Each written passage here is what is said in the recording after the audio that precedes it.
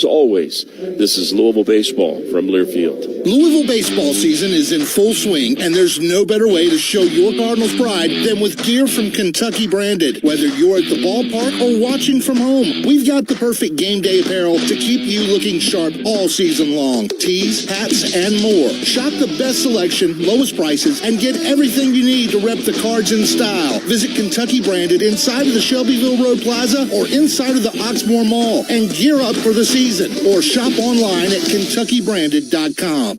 Enjoy more ways to save at Kroger, like low prices in every aisle. And when you download the Kroger app, you can clip and save more with digital coupons every week. Plus, you can earn fuel points to save up to $1 per gallon at the pump. At Kroger, you can enjoy more ways to save and more rewards every time you shop. So it's always easy to save big every day with savings and rewards.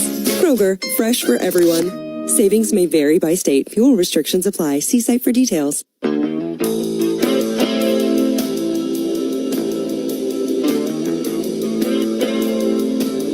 Griffin Crane, the redshirt freshman outfielder, with quite a day. Crane's performance not only at the plate, but in the field. At the plate, 2 for 2, the big ground rule double drove in a pair. He joins us now. Griffin, congratulations. What's it like to be out there in the big league park playing a little baseball? It's pretty cool. I'm looking around right now. You got to take a second to take it all in and then, lock into the game. But this place is so massive, so nice.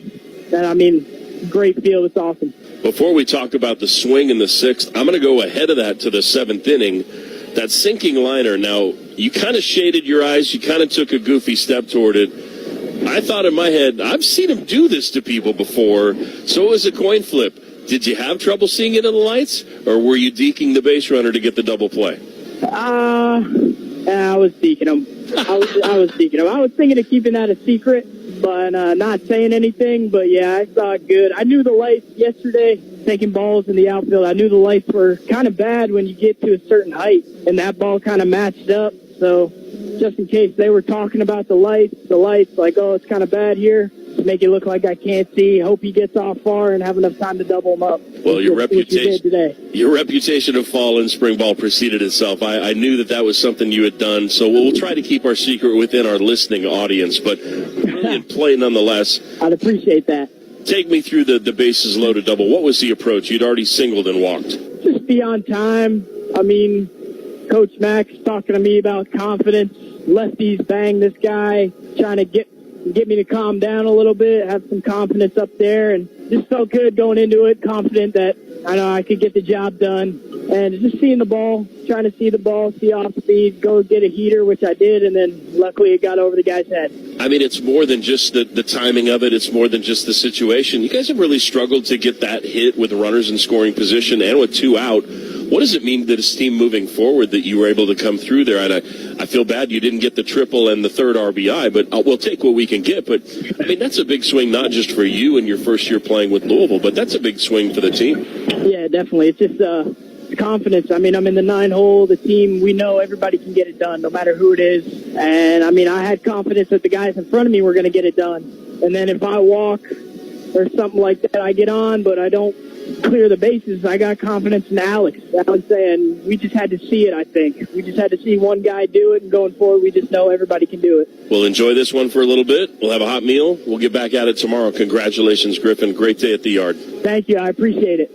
Griffin Crane, our guest, the redshirt freshman from Cranston, Rhode Island. Head coach Dan McDonald joins us now. And, boy, Coach, these opening games at Globe Life, you certainly know how to entertain. This was just an incredible ball game, and what a huge swing from the young man we just spoke with, Griffin Crane, trying to let this team know it's okay to hit with guys on base. Well, and the teaching point is, one, I believe in you, so the team should believe in you. So when you're on deck, you're always preparing yourself. If he gets it done, all right, what am I doing? But if he doesn't get it done, and we talk a lot about that, don't feel terrible. Don't bring negative energy in the dugout. Trust the guy behind you. And we had 2 guys in front of Griff that weren't able to get it done, but we trusted Griff, and he comes up with the big 2-out hit. And then you see the defensive trickery he's got, man. It's a high-skilled outfielder where he's he's having fun out there, and he can do some things like deke a ball as if he lost it. He didn't lose that ball. Well, he does that all the time. The three of us in the booth were talking about it, and even as I called it, I'm thinking it's a 50-50 coin flip if that was a deke or if that was real. And before you joined us, I asked him, and he said, well, I don't want to spoil it, but yeah, I deked him. I don't want to give that away. And, I mean, that's a real weapon because without the deke, he doesn't get that double play. It's just such a savvy play. That's right. I mean, he's such a smart kid. The ability to step in, as we said, with Zion being on the DL and, for him and Campbell to kind of work their way into it, we feel like, man, what an opportunity for these young outfielders to step up. And they're doing it. We take a lot of pride in our outfield play. I still don't think we have an error on the year. Not that that's a goal of ours, but, that guy's out at first base. I'm sorry. That was not an error. So we continue to play really good defense. And then how about the three sophomores on the mound, man? Eberle and Jack Brown and England, man. Fun to see those guys compete. I was going to close it out with that. Eberle just battled. Brown was good when he needed to be. And, man, Aaron England I joked with people on the air. If I told you we were in a 2-run game in the 9th inning at Globe Life Field and we hand the ball to a kid that had 4 innings and an ERA over 8, you might not believe me, but you haven't seen what's been happening around here. And that was electric stuff from Aaron England. Well, you got options, right? Casey Murphy's been so good. You feel like he can do it. Don't forget about Jake Schweitzer. I called Jake over. Hey, you're a star, and stars apply the pressure. Get ready to apply the pressure. He's going through a little bit of, hey, Tucker Biven, went through some stretches like that too. So it's nice to know that you got options. Like we're not, obviously when Zion comes out of the lineup, we got guys that are stepping up. Well, it's the same way on the mound. Like right now, we feel like we've got good options in that bullpen. We just got to play it out. Jack Brown was better this weekend than he was last time. And I'm hoping a couple more guys might do the same tomorrow and Sunday. Coach, we appreciate your time. Congrats on the win. You got it. Thanks, Sean. Dan McDonald, head coach of the Cards, speaking to the 4-2 victory over the Nebraska Cornhuskers. This is Louisville baseball from Learfield. U of L Health Eye Institute is the official eye care provider for U of L athletics. Our ophthalmologists and optometrists, who are members of U of L Physicians Eye Specialists, are nationally renowned experts. They not only provide eye care for the Cards, they are also the only eye care providers you need. From routine eye care and vision exams to specialized treatments for complicated conditions. With several convenient locations throughout Kentuckiana, they are also close to home. To learn more, visit uoflhealth.org. Louisville was founded in 1798, and we've been ruffling feathers ever since. Introducing 1798 Blonde Ale from Goodwood Brewing, the official craft beer of University of Louisville Athletics, and the unofficial beer of yelling, "That was a strike!" from your couch. Bold, crisp, and just spicy enough to make your rival's fight song sound like a lullaby. If the feathers ain't flying, you ain't trying. Goodwood Brewing, ruffling feathers since 1798. Brewed to bring the heat and the winds. Kentucky is a place where business is fast, but the pace of life is just right. By working together, we've moved forward towards a brighter future. Now, we're looking at a new Kentucky, where good jobs and a good life are possible for everyone. Y'all interested? We don't blame you. See why our new Kentucky home is the best place to do business and live a good life at newkentuckyhome.ky.gov. Hey Louisville, did you know Phoebe Interlogistics Corp has been moving the supply chain forward since 1956? Right here in Louisville, we designed smart conveyor and sortation systems that help get packages to your door. Phoebe is spelled F-I-V-E-S, like the number, but pronounced Phoebe. We're part of the Phoebe Group, the engineers behind the Eiffel Tower's elevators, and proud sponsors of Louisville Athletics. Learn more at FIVESgroup.com. Go Cards!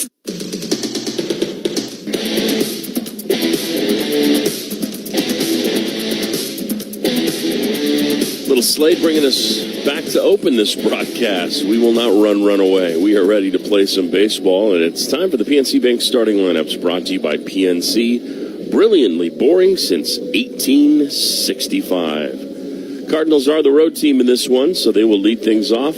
Alex Alise in the batter's box. Yesterday, Alex so good defensively. A bit of a tough luck day at the plate, 1 of 4, but boy, the glove was there. and playing. He leads off, followed by Lucas Moore. Moore in center field, batting second. Cade Elam, big double opening that big inning for the Louisville Cardinals. The freshman second baseman hitting third for Dan McDonald. Tig Davis with a solo home run that quieted the crowd here at the ballpark. He is the first baseman. He is batting cleanup.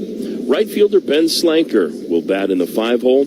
It's switch hitting Jax Heisel, the DH, hitting 6th. Jimmy Nugent will bat 7th and catch. Griffin Crane is in left field. He will bat 8th, and Byram Hott will play third base. He has dropped down to the 9-hole for the Cards. Ali Saya, Moore, Elam, Davis, Slanker, Heisel, Nugent, Crane, and Hott. The 9 for the Louisville Cardinals in the batter's box. On the mound for the Michigan Wolverines, with a record of 3-2 on the season, under head coach Tracy Smith, who is in his 4th year back in the Big Ten after a stint at Indiana. He went on to Arizona State, had moderate success, but not a lot of postseason success. He's back in the Big Ten and here with the Wolverines after Eric Bakich departed for Clemson. Cade Montgomery on the mound, 5'11" junior righty from Kaysville, Utah, is a product of Utah Tech.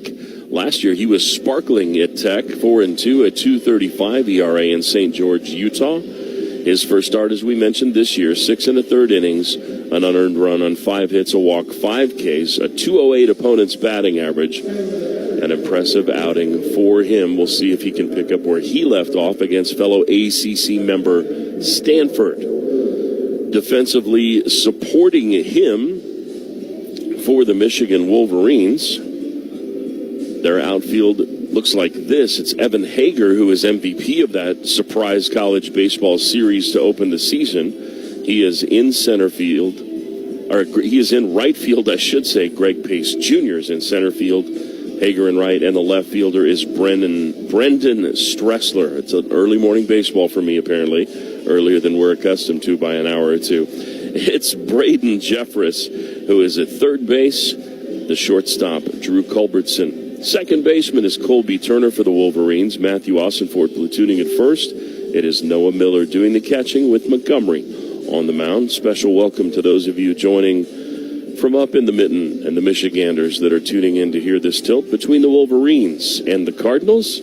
Certainly has been an interesting history. The Cards lead 10-2 in the all-time series. It started in 1994 and then had a few postseason matchups. The most recent was here in Texas back on March 5th, 2023. J.T. Benson and Logan Beard homered, and Carson Liggett, 7 innings, 1 hit, 2 walks, 7 Ks, a complete game victory for Liggett and the Cards. And Liggett is, in fact, here with his K-State Wildcats. Ali Saya digs in, the Astros uniform tops, white pants, white spikes, red caps. The Wolverines going with the white uniforms with trim down the outside of the leg. First pitch of the ball game is down in the zone, and we are underway. Chris Koski had a rough go yesterday at first base as the umpire, and, well, he's got the plate today. Clint Fagan at first, Jeff Minton at second. Second offering nearly hits the back foot, a cutter. That slider action dropping down, and Ali Saya has a 2-0 count. Grady Smith is the third base umpire for this 4-man crew here today. The kick and the offering. Called strike there. Fastball at 91. A 4-pitch mix. Fastball change, curve, and cutter. 2-1 the count. From the third base side of the slab, an outside strike. 2-2. Third baseman was in a bit on the grass, now even with the bag. Middle infield playing deep. First baseman guarding the line on the pull side for the switch hitting Ali Saya. In from the left side. The 2-2 offering is down, and we are full out of the gate. Ali Saya hitting .333. That's 7th on the team. 2 doubles, 4 driven in. A payoff delivery to Ali Saya. Belted foul off the netting above the bar area down the left field line. And we'll roll again with a 3-2 pitch. Ali Saya, who was banged up so much of last season, fully healthy today. The 3-2. Two-hopper to the third baseman. Up with it and firing is Jeffress. There's one away. So 96 on the ground. A well-struck baseball by Ali Seiya, but the turf slows it down. And there's one away for Lucas Moore.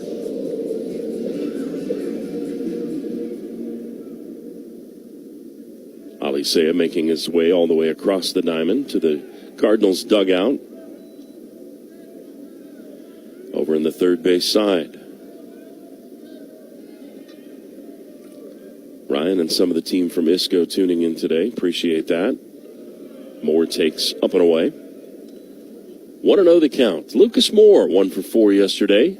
Only one two-hit game. It was Crane, but only two players didn't get a hit for the Cardinals. A balanced attack. With Moore's speed, the third baseman, Jeffress, in on the grass. It's interesting, they play in on the grass, but you don't see a lot of bunts from Moore. 1-1 the count to the Cardinals center fielder. Now he smashes one down the right field line, and that's heading into the corner. Hager is over to gather it as it rattles around. Moore thinking 3. Here comes the relay, the slide, the tag. The ball is dropped. He is safe. It's a one-out triple for Moore.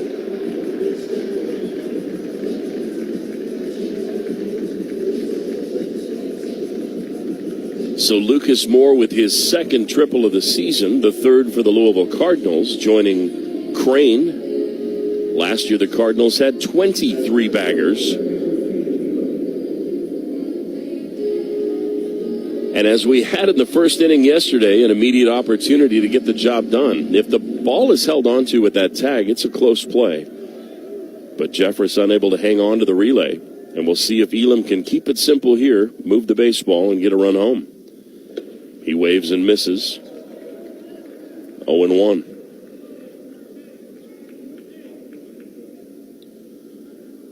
The printer at the hotel not wanting to work the way it normally does. So unable to download the full stat pack. Infield now in at all 4 spots. There's a late swing on a 92-mile-an-hour heater that bangs off the netting over at the end of the first base dugout. Navy spikes, Navy flag logo on the Wolverines front. Navy hat, Mays M on the crown. Elam's dropped into an 0-2 hole in a hurry. Infield in, runner at third, one out, top one, A cap or foul. He spoils the heater. 93 on the fastball. Will stay here. With an 0-2 ledger. Runner at third, fewer than 2 out, Cards 15 of 22. Elam 3 for 4. The kick and the pitch. Slipped foul up over the netting into the seats. And Elam continues to fight. That time the fastball up to 94. That's where we have Montgomery topping out. So he reared back and let one loose there, and have to believe he's setting up a cutter in the dirt. Infield in at all 4 spots. Runner at third, top one, scoreless. The 0-2 again. Swinging a foul tip, strike 3. 93. He just kept feeding Elam fastballs. And the Cardinals have had the chance to set the tone in the first inning in a handful of games this year. And that time that fastball had a little run to it away and up and out of the zone. And Elam could not lay off of it. So it's going to be up to Tage Davis trying to get this run home without the benefit of an out.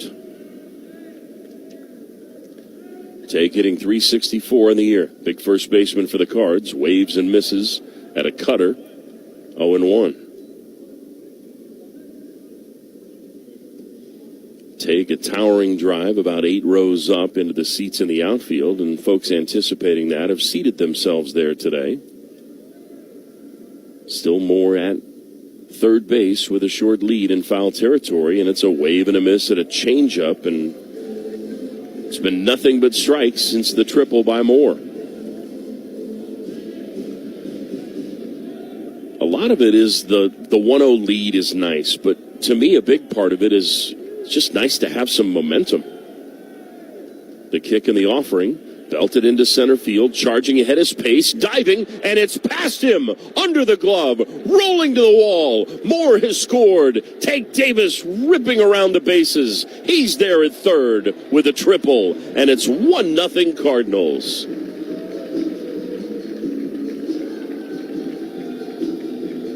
An ill-advised attempt by the center fielder Greg Pace Jr. from Detroit, Michigan. And Tank Davis, care to guess if he had a triple last year? He did not. The only regular not to have a triple. That's the first of his career. And at some point, you just need to concede the run and keep that one in front of you. But discretion, sometimes the better part of valor, and the Cards have a 1-0 lead and a runner at third for Slanker. Infield back, except at third, where Jeffress is just behind the bag off the line. Ball one delivered to Slanker. Still not 100%. Ben 0 for 4 yesterday. Outside edge of the plate explored with a cutter there. They don't get the call. It's 2-0.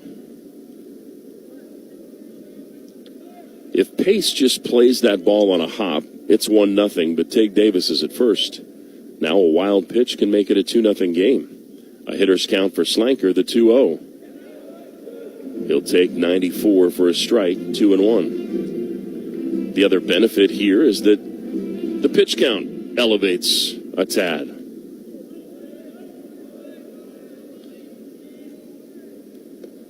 Good take there on a pitch away, and it's 3-1 to Slanker. Ben wears number 41 on his back. First team All-Max selection at Ohio U. 302 with 21. Round trippers. Davis at third. Pitch swung on and missed. A cutter. And we are full. 4-pitch mix. Primarily a 2-pitch combo depending on the batter. Runner at third base. 2 out, the 3-2 pitch. Popped up shallow left field. Backing the shortstop, charging the left fielder, and it will be Culbertson calling off Stressler. The shortstop makes the play, and that retires the side. But a bit of a defensive error, and the Cards with a pair of triples. Montgomery for the Wolverines, setting the Cards down in order. 7 pitches used. The pair of triples putting a run across in the first inning for the Cards, and even if that ball weren't a dive attempt by Pace in center, it would have dropped for an RBI single. So it really didn't change the score if you're ruining the effort by Pace. The opening weekend, as we mentioned, Hager, MVP of the Surprise College Baseball Series tournament. A bit of a surprise as Michigan picked up an opening day win against Dax Whitney and Oregon State, 5-3. A win over Stanford by a run, and then number 24, Arizona, 4-1 in the northwestern suburb of Phoenix. And then a 10-inning loss to Oregon State before their loss to Florida State. They will play Kansas State tomorrow at 7:30 before making a trip to San Diego. First home game at Ray Fisher Stadium will be March 10th against Western. Jake Bean shows good breaking ball there, as I had the wrong side of my scorecard. Let's flip that back over now. As Colby Turner is the batter. Now he bangs one to the backstop. 0-2 the count. Colby Turner, 6-foot junior from Huntington Beach, California. 238 last year, 5 home runs, 34 driven in. Colby may be a first for me as a broadcaster in I don't know how many years now. Swing and a miss on a curveball in the dirt. Nugent will deliver it to Davis, and that was old Uncle Charlie making a visit in a fantastic fashion, just the second curveball he's thrown. And there's one down. Colby Turner, though, was a letter winner in high school on his surfing team at Huntington Beach High School. Matthew Ossenfort, the batter, the first baseman from Sioux Falls, South Dakota. He originally enrolled at Vandy. Just had 11 at-bats in 2024, then transferred to NC State. So this is the third different uniform we've seen Ossenfort wear as an opponent, which is the modern transfer portal era as we know it. Ball one delivered. Now a late swing, ladles one foul up into the first row of the suites. A bounce brings it down into the second deck as a souvenir, and a nice carom for the fan in green on the edge of the third row. A souvenir and a 1-1 count to Ossenfort. Infield shifted, 3 on the right side. A bunt shown. He'll pull the bat back. It was a breaking ball down, 2-1.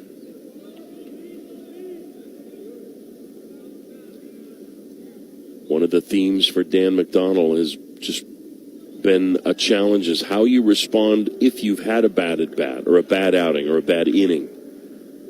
How that next one goes. Not worrying about it in the moment, but after it's happened. And Bean just did not have the quality start he was hoping against Michigan State. Now with 1 out, nobody on, and a 1-0 lead, a 3-1 count to Ossenfort. This is ripped into right center field, and that will split the Cardinals outfielders. With it is Moore. Ossenfort will get to second, and it's the first base runner for the Wolverines.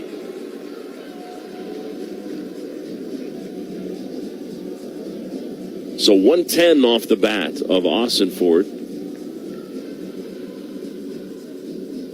Slanker couldn't quite get over into that alley to make that attempt. And Noah Miller will be the batter. All Big Ten tournament selection last year from Monroe, Michigan. Sport administration major took a medical redshirt in 2024. Hit a solid .293 last year for the Wolverines. This Michigan squad last year, 33-23, 16-14. Runner at second base. Bean kicks and deals. A base hit into center field. On a hop, Moore's up with it. They'll send the runner. The throw coming in is cut off by Take Davis, and we're tied at 1. Noah Miller just took a fastball, turned it around at almost 100 miles per hour, and just like that in 2 swings, we've got a whole new ball game.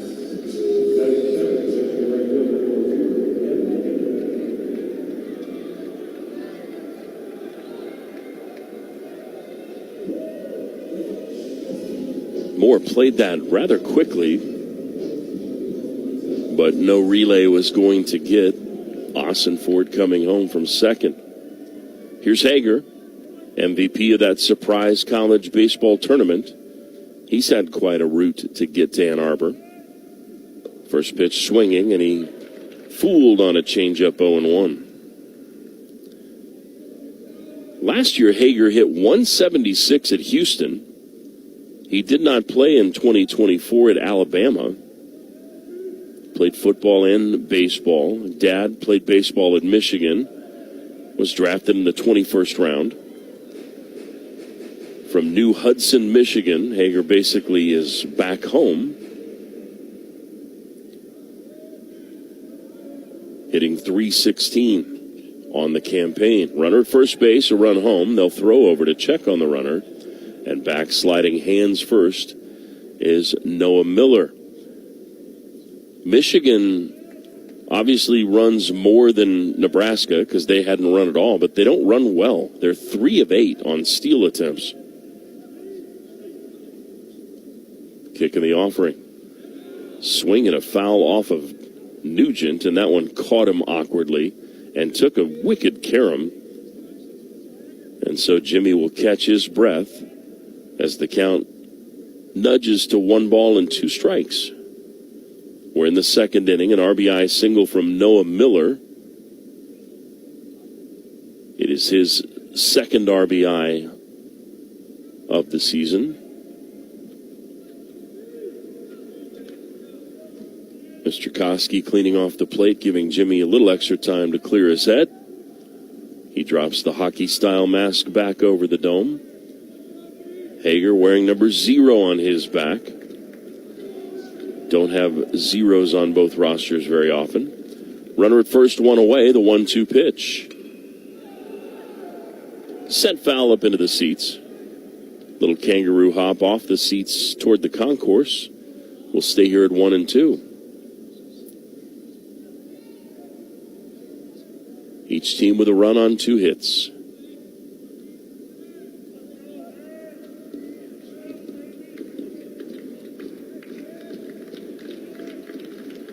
A lead at first. The pitch. Misses high. 2 and 2. So Louisville, Michigan, Auburn, Nebraska, Kansas State, Florida State down here in Arlington. Bean fires inside, and we are full. Some oohs and ahs there, once again from the dugouts. It feels like the left edge of the plate for lefties is a little more open for business than into lefties. Bean with a runner on and 1 out will throw over to first just to keep the lead a little bit shorter over there at first base and reset the pitch clock. We went over the symbolic dimensions yesterday. It's a big ballpark in terms of the field as well. The 3-2, wave and a miss, strike 3. 93 right past him. And Hager goes down on strikes. The 3rd strikeout of the ball game for Bean. And an important second out of the inning as Greg Pace Jr. is the batter. From Detroit Edison Academy, Under Armour All-American in high school. Solid year last year, 313, 6 home runs, 21 driven in. Pace hitting .273 this year. And, you know, he would like to atone for, while it wasn't an error in judgment, it didn't come back to hurt his team. So, in essence, it wasn't as big a deal as it appeared at the time. He looks at a pitch up, 1-0. When you're moving to the alleys as an outfielder, you have some backup. When you're moving to the lines as an outfielder or straight ahead in center, you don't have quite as much backup. Called strike. Sinking fastball evens the count at 1-1. And in this case, 407 feet away, that ball just kept rolling from Tage Davis before the right fielder could get there to help Pace out. The 1-1. Did he go? He did. 1-2. That was an odd check swing. Almost looked like David Spade up there. 2-strike clap on the railing for the Cardinals dugout, and the fans in red and black behind them. Runner at first base, tie game, 2 out, the 1-2. Grounded foul toward that dugout railing. They'll scatter, and the short straw will track it as it just stays foul on the coffee grounds-esque running track that surrounds this turf field and natural dirt surface. Rooftop is closed, so we're sitting at about 70 degrees in here. Runner will go. Pitch is fouled back. So Miller taking off on a 1-2 pitch.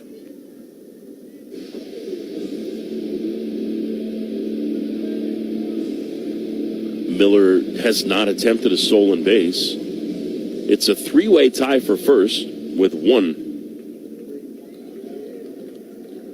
2 out.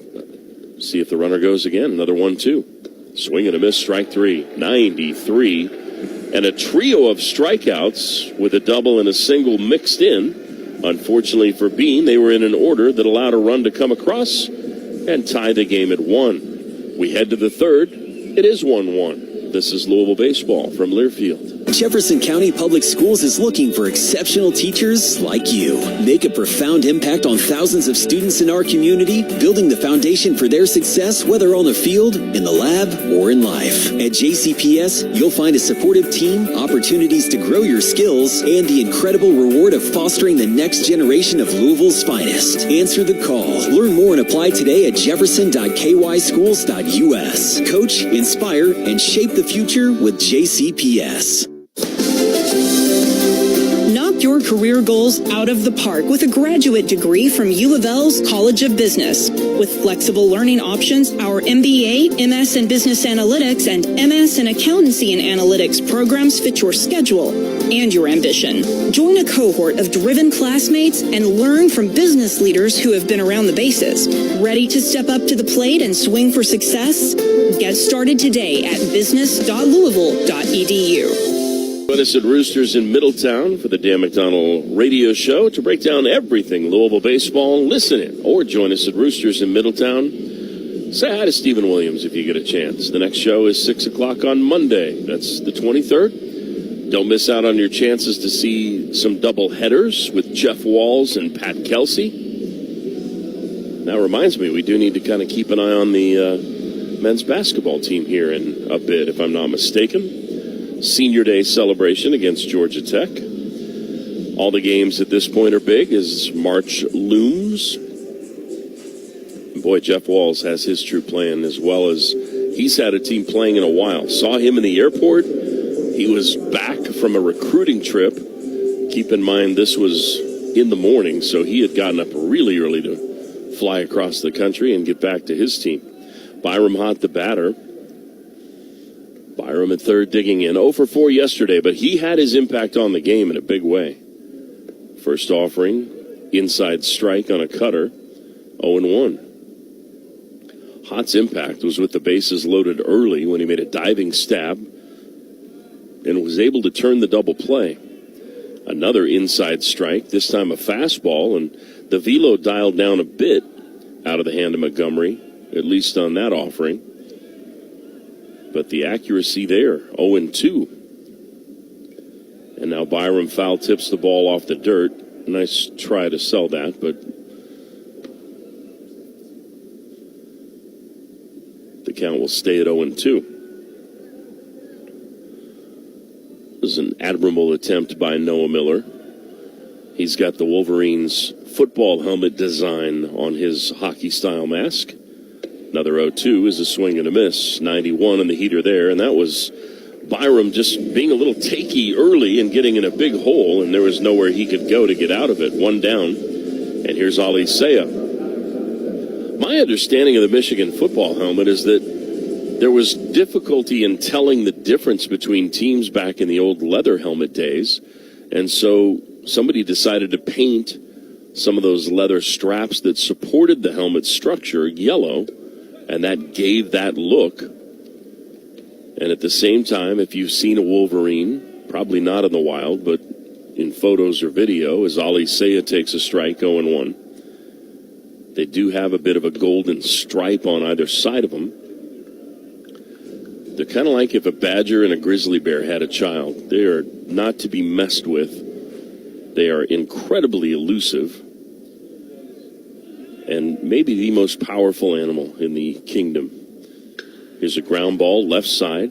Nice play by the shortstop. And Culbertson with a smooth to his right backhand scoop and fire. And Ali Saya, another ball hit hard at 99 miles per hour. Just not finding the holes at the moment. Here's Lucas Moore. Tripled down the right field line his first time up, scored the only run of the game. Dirt covering the Birdhead logo on the Astros stripes of his uniform. This is a Michigan team that has 5 errors in their first 5 games, 974 fielding percentage. In talking with Tate Davis, he concurred that the Cardinals have not committed an error this year defensively. The umpires have. He was on the bag. He kind of laughed when I asked him. I figured I had to, but he kind of gave you kind of the duh. Of course I was on the bag. I think the explanation tried to express that the technology wasn't in place to reverse that. Yeah, Alex, you talk about a tough day. We'll talk about it here if we have time. 2-0 count with 2 out. It's an easy dribbler to the first baseman. Austin Ford steps on the bag, and we'll have to discuss Alex Alicea's quote-unquote struggles when we come back, because we are to the bottom of the third in this 1-1 game. Montgomery has settled in for the Wolverines on the hill. This is Louisville baseball from Learfield. These days, your company needs more than a printer. You need Clark & Riggs. Clark & Riggs offers, well, everything. On-demand and variable data printing, direct mail management, e-commerce solutions, warehousing and fulfillment, rapid prototyping, retail solutions from large format signage and point-of-purchase material to branded decor and fixtures, the best offset and digital printing in the business, and a lot more. See it all at morethanaprinter.com. Kentucky is a place where business is fast, but the pace of life is just right. By working together, we've moved forward towards a brighter future. Now, we're looking at a new Kentucky, where good jobs and a good life are possible for everyone. Y'all interested? We don't blame you. See why our new Kentucky home is the best place to do business and live a good life at newkentuckyhome.ky.gov.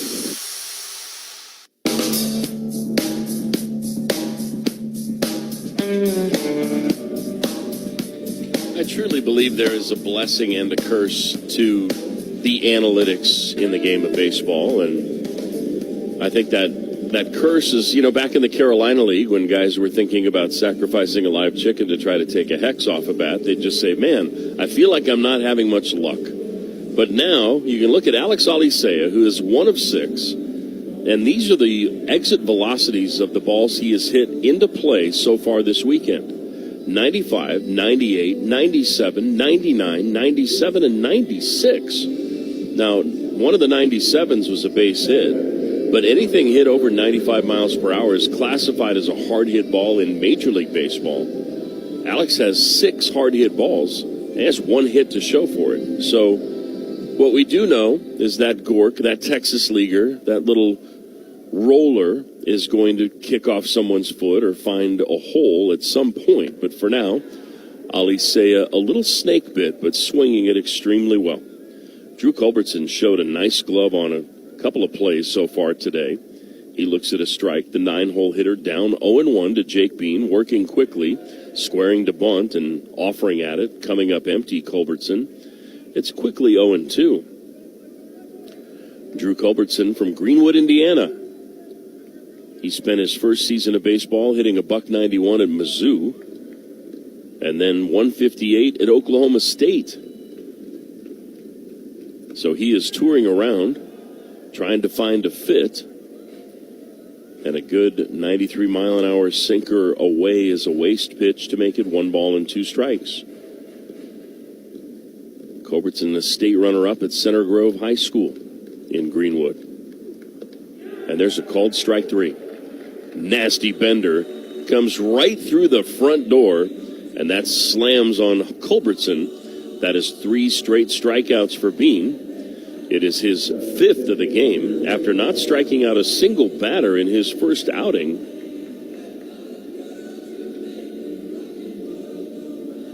And there's 1 down for Cade Ladahoff, whose walk-up song is Queen's Fat Bottom Girls. Good off-speed pitch for a strike there. 0-1, and Bean's really got it working right now.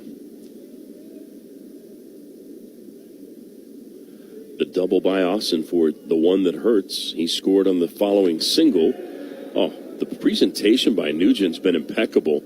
93 on the heater, and just did a great job of showing that to be a strike. Didn't get the call, but he's created some strikes for his staff this year. Here's a ball barreled down the left field line. That ball is way out of here. Ladahoff launches that into the second deck down the left field line. 104 miles per hour and almost 400 feet, and that breaks our tie. It's 2-1 as he has hit his first of the season and just the third home run of the year for the Wolverines. Ladahoff, as we mentioned, had a big year at New Jersey Institute of Technology, and he took a pitch up at the letters and turned on it.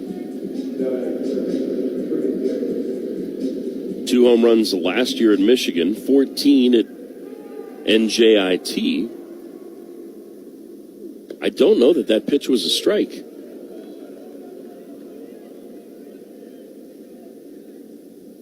So I guess you tip the cap to a guy that can get around on that. And Jeffress, the batter, down a strike, looks at a ball to even things up at 1-1.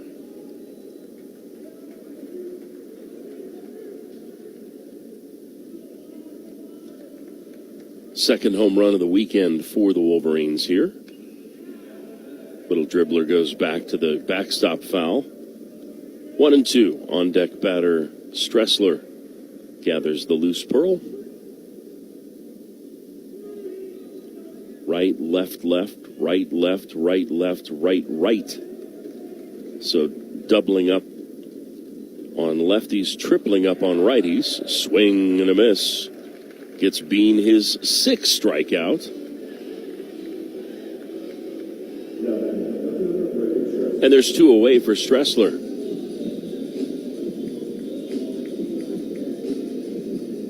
Bean just has a little arm side running fastball going out of the zone, and Jeffress couldn't stay with it. Stressler went down looking to end the first. Bean winds and deals. This one skied down the left field line, foul territory.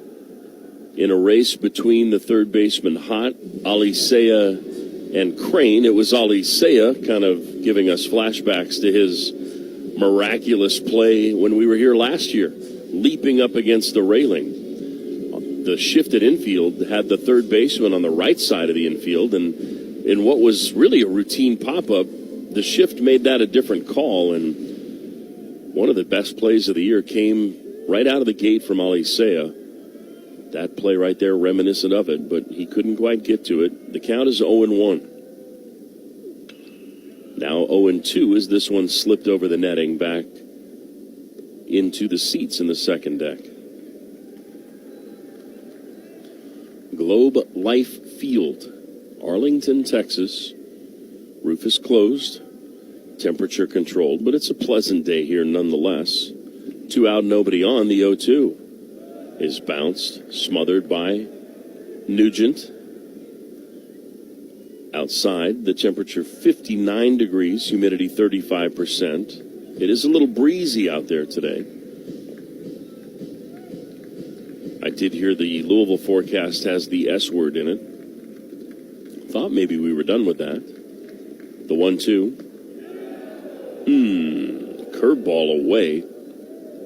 And a pretty good one. 2 balls and 2 strikes. Bean thinking maybe he had his second 3K inning. 8 outs, 6 strikeouts. He fires. Wave and a miss. He doubled up on the curveball, and Uncle Charlie sits down Stressler. 7 Ks for Jake Bean through 3 innings, but he and his Cardinals trail 2-1. This home run by Ladahoff, his first, with 1 out here in the third, is the difference in this 2-1 game. To the 4th we go. This is Louisville baseball from Learfield. At U of L Health Heart Hospital, we're an exciting chapter in the Jewish hospital story. Built on a history of over 40 medical firsts, we're the area's only heart hospital with a focus on comprehensive heart care, where academic research pioneers innovative treatments, and a network of experts offers life-changing care. Here, your heart is in the right place. Visit uoflhealth.org/heart. Louisville baseball season is in full swing, and there's no better way to show your Cardinals pride than with gear from Kentucky Branded. Whether you're at the ballpark or watching from home, we've got the perfect game day apparel to keep you looking sharp all season long. Tees, hats, and more. Shop the best selection, lowest prices, and get everything you need to rep the Cards in style. Visit Kentucky Branded inside of the Shelbyville Road Plaza or inside of the Oxmoor Mall and gear up for the season. Or shop online at KentuckyBranded.com.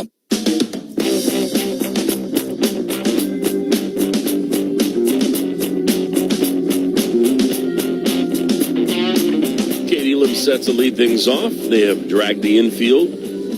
It looks like if you had a pillow, you could lay down on it and take a nap right about now. The grounds crew here getting a little spring training of their own. Boy, spring training opened yesterday. The Rockies season came to an end. The first run of the year for the Rockies, a solo home run by Nolan Arenado. I hate to be so down on my team. I'll still cheer them on, but just talk about a no-hope situation when your ownership doesn't spend money and you're in the NL West. Just nothing really can make you happy. And Chris Bryant hurt out of the gate and make it any better. Ball one to Elam. Struck out his first time with a runner at third base and one out. Down and away. The count progresses to 2 balls and no strikes. This Louisville team offensively, listen, 349 is obviously really good, but it's interesting how the numbers progress depending on base runners. Elam barrels this foul over to the third base dugout. And the count is 2-1. In situations like this, leading off, Louisville is reaching, that's walks, HBPs, and hits, at a 52.4% clip, which is ridiculous, to say the least. There's ball 3, and we're on the cusp of adding to that total here. Ironically, the Cards are 0 for 3 today, leading off innings, so that number has gone down. But with the bases empty, the Cards are batting .459. .459 with nobody on. The 3-1 popped up right side foul territory, and that will carry into the second section of the first deck.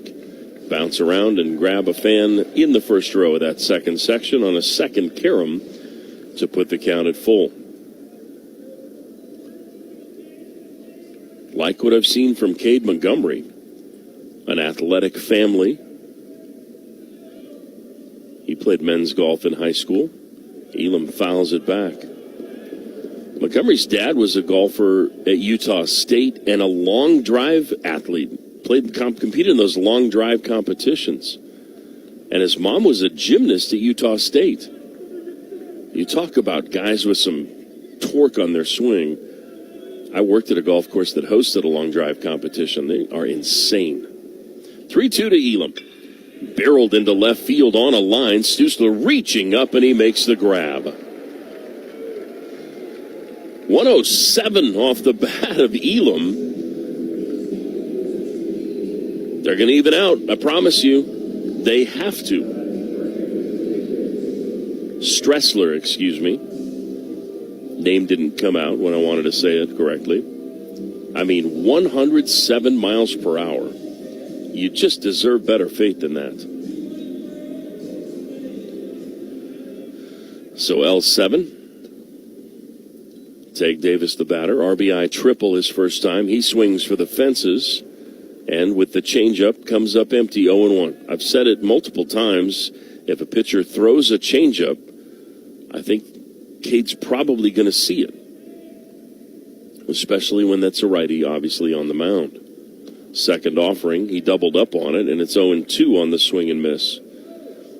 86, 87 on the change. So a little extra mustard, if you will, from the low 80s range we see in the scout. 2-1 Michigan. And 3 straight changeups. Good morning, good afternoon, good night. Tag Davis swinging so hard. At some point, you got to shorten up a little bit and try to move the baseball. But the Cardinals, a little stubborn in that manner. And right now, they've got a pitcher on the mound that's rolling. Since Teague tripled home the run, he has retired 9 straight.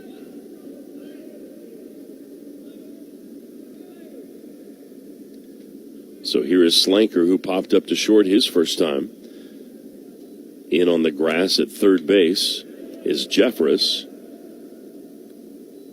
Ball one delivered to Slanker at a 4th consecutive changeup. So second time through the order, it feels like they're going to pull the string a little bit. There's a fastball. That missed for ball 2. Looked pretty good from here. Slanker still hitting .357. A hitter's count here, the 2-0. Called strike on the outside. 2-1. Boy, I wouldn't mind Bean getting that call.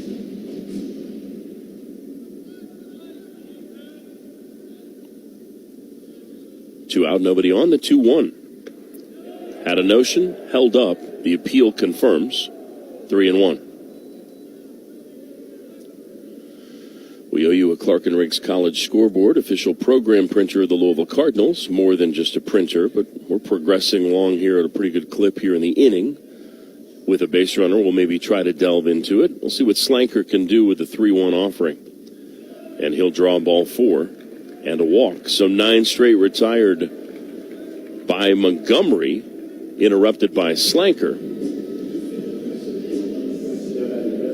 Yesterday, a good day for the ACC, 14-3. Number 21, Miami, 15-2 over Lafayette. Georgia Tech, number 4 team in the country, a 10-5 win over Stony Brook in the nightcap of their doubleheader. After a 14-5 win in Game 1. Number 25, Wake Forest, comes back to get an 11-7 win over Siena, 4 in the 8th inning for the Deacs. Rutgers pounded Virginia Tech 16-1. Called strike 2 Heisel, and the Cards are taking a lot of strikes once again, as Montgomery has been around the zone quite a bit. Heisel grounded out sharply to the shortstop in the 2nd inning with a good solid swing. Runner at first base, 1-run game. Here's a ball belted up the middle again into the glove of the shortstop. 105 off the bat, and the Cards can't buy one right now. They are absolutely hitting lasers off of Cade Montgomery, and they are finding leather left and right. To the bottom of the 4th we go. It's 2-1 Wolverines. This is Louisville baseball from Learfield. This is Kentuckiana's Voice, 970 WGTK Louisville. Online at kyvoice970.com. WKLB Manchester. Kentucky is a place where business is fast, but the pace of life is just right. By working together, we've moved forward towards a brighter future. Now, we're looking at a new Kentucky, where good jobs and a good life are possible for everyone. Y'all interested? We don't blame you. See why our new Kentucky home is the best place to do business and live a good life at newkentuckyhome.ky.gov. The U of L Health, Orthopedics, and Sports Medicine experts get you back in the game of life faster. We lead the state in robotic procedures that minimize pain and recovery time. Our high-level care and customized surgeries treat everything from shoulders to toes, including spines. And as the official medical team for U of L Athletics, we give that same VIP care to every patient. That's the power of you. Visit uoflhealth.org.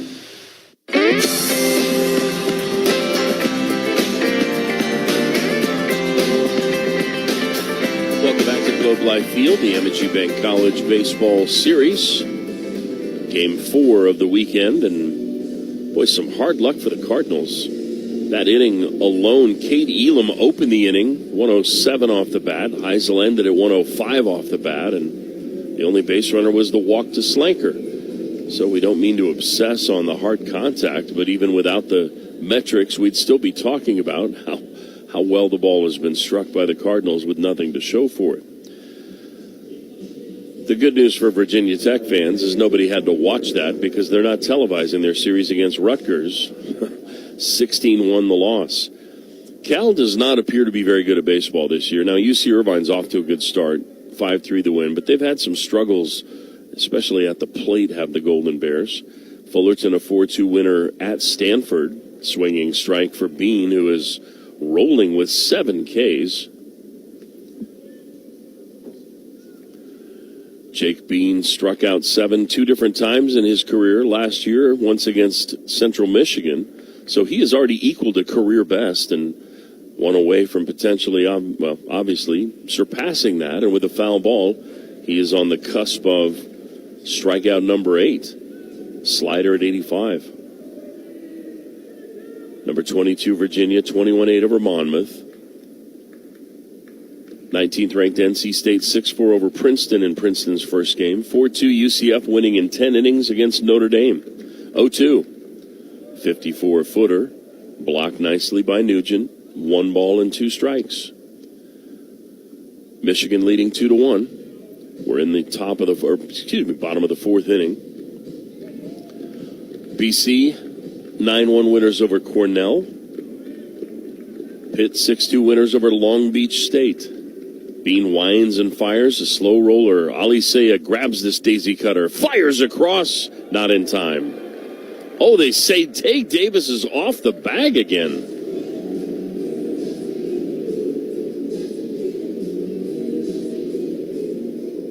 What? How? Oh, at that time he was. The reach took the toe off the bag, and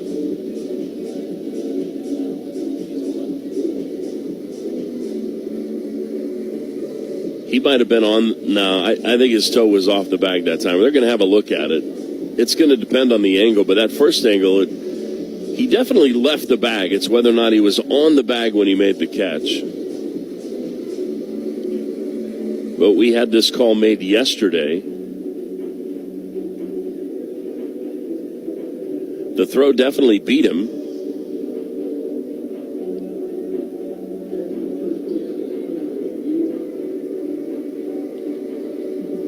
Take Davis is furious. You can see his cheeks are flushed right now. He is so frustrated, as yesterday's call was wrong. And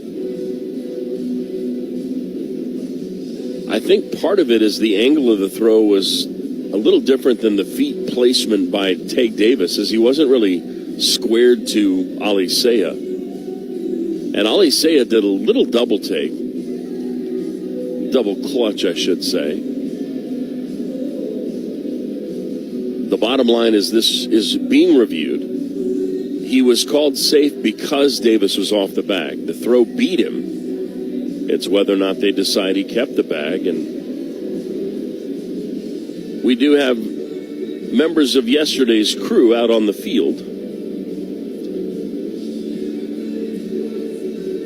The third base umpire and the plate umpire were both here in yesterday's game, in which they gave the Cards their first error of the season, erroneously saying that Davis had left the bag. So the Cardinals hit balls 107 and 105. Then we get a slow roller at 52 miles per hour that potentially turns into a base runner for the Wolverines.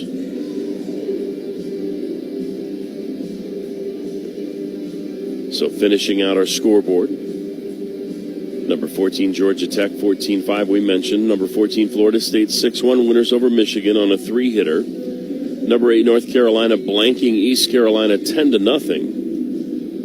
Duke, 20-3 winners in 7 innings over Milwaukee. And number 17, Clemson is 5-0, 9-3 victory over Bryant. That brings us to today's action. And as you might imagine, no finals yet. Only 3 other games in action. And here come the umpires. Can we get a call? They are bringing Dan McDonnell and Tracy Smith to join in on a conversation. I don't think Dan wants to have a conversation right now. Dan wants to understand why his first baseman's not getting outs when his foot's on the bag with the baseball. And Dan's just kind of shrugging. He doesn't even want to approach. The only thing I can figure is that replay system is not working. But they were in there an awful long time for it not to be working. And there seemed to be bigger problems. Now, maybe the review was whether or not the throw beat him. I don't know. This crew has not given me much confidence in their ability. The only thing I can think is that they were looking at it to see if the throw beat him, and now they're looking to see if his foot left the bag. Why you can't look at two things at once is beyond me. But I don't think they're going to overturn this because I don't think they have the evidence. So Davis chatting with Colby Turner, Huntington Beach, California, on the surfing team. Take Davis from Philly. Those are just diametrically opposed cultures. And for the sake of you, the listener, I apologize because this is a disgrace. I have no idea what's going on. But they're back underneath looking at it. Notre Dame has to bounce back after a loss in extra innings to UCF by facing number 1 LSU, and it's 5-0 Tigers, bottom 4. Number 19 North Carolina State, 8-0 lead over Princeton, bottom 4. And Milwaukee's jumped out to a 2-0 lead over Duke. Milwaukee seeking their first win of the season. And they have the bases loaded with their 2-0 lead. All of those matchups we mentioned earlier happening again with a few tournament changes. That's the look right there. His foot's on the bag. The ball's in the glove. What else do you have to see? It's a freeze frame. It's pretty simple. It doesn't matter that his foot comes off afterwards. Ball in glove, foot on bag. Base runner's foot hasn't touched the bag. That's it right there.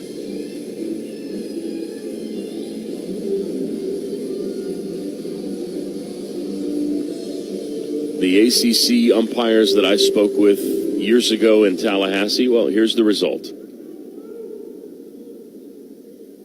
Safe at first. This is just preposterous. It's just an embarrassment. You can't get it right the first time. You can't get it right on review. I'm sure Michigan fans are enjoying. Tracy Smith and his coaching staff literally laughing on the railing right now. It was right in front of them.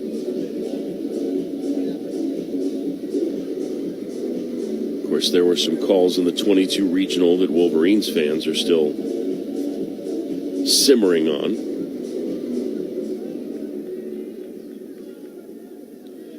Jesse not at the beach today, just poolside, cheering on the squad. Throw goes over to first, runner back.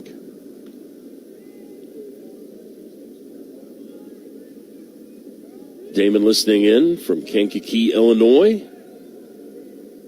Son Dylan, a freshman at U of L, excited to come to a game. We're excited to have you. Give us a wave up in the press box when you come by. 2-1, bottom 4, Cards trailing.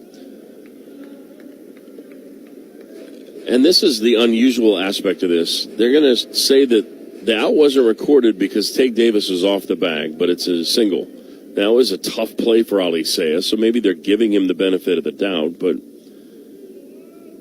when the out is not occurring because the runner or the first baseman's off the bag, usually it's an error. So I guess there's a bit of a break there. You would think the baseball gods would allow us to get a one-hopper right to a middle infielder here, but the count is 2-0, and in addition to the frustration for the Cardinals, Jake Bean, who was rolling, now has to take a pause for the double review.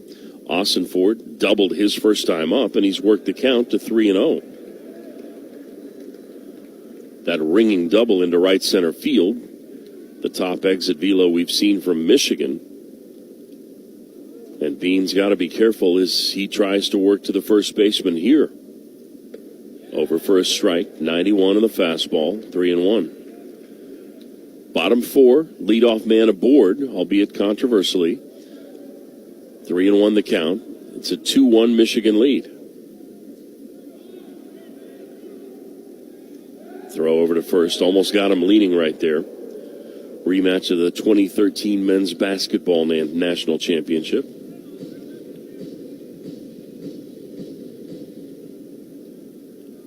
And I have not watched watched the Wolverines this year, but by all accounts, their men's basketball team is really good. Another throw to first, nearly got him leaning again, but a nice job getting back by Turner. Turner 0 for 1 on stolen bases this season. Again, 3 of 8, the Wolverines. Last year they stole 47 bases in 67 attempts in 55 games. They'll run a ton. Trying to keep that close for the double play, and the runner goes, and it's ball 4. I don't like where this inning is headed. Jake Bean, just over 60 pitches, now 66, I believe. But there's 2 on, nobody out for the catcher Miller, who singled home a run his first time. High draft pick Mitch Voigt led the team in steals last year, 14 of 16.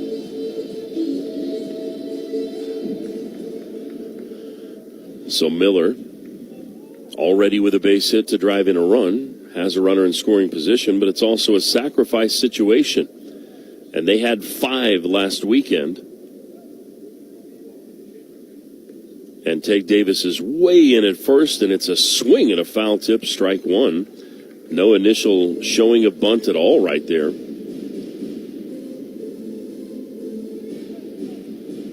Noah Miller does not have one of the team's 5 sacrifices. His 9-hole hitter Drew Culbertson has 3 of them. So Davis back a little bit, but still ahead of the runner on the grass, still crashing, now showing and taking a changeup down. The count evens at 1-1. 2-1 Michigan. We're in the bottom of the 4th inning. A single by Turner and a walk to Ossenfort have 2 on, nobody out. And now a pitch away. 2-1 as Bean's command is scuffling just a tad. 91 with the heater. Trying to throw strikes without finding the heart of the plate. The name of the game. 2 on, nobody out, the 2-1 pitch. Swing and a miss. Good breaker there, 2-2.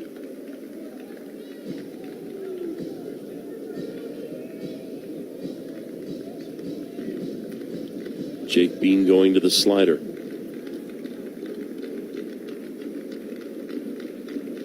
The 2-2 pitch with 2 on, a glance to the runner at second, and a ball in the dirt that gets away from Nugent. A late break to third. The runner will advance. Ossenfort stays, though, at first base. So while the double play can be turned, it would concede a run, and the count is now full.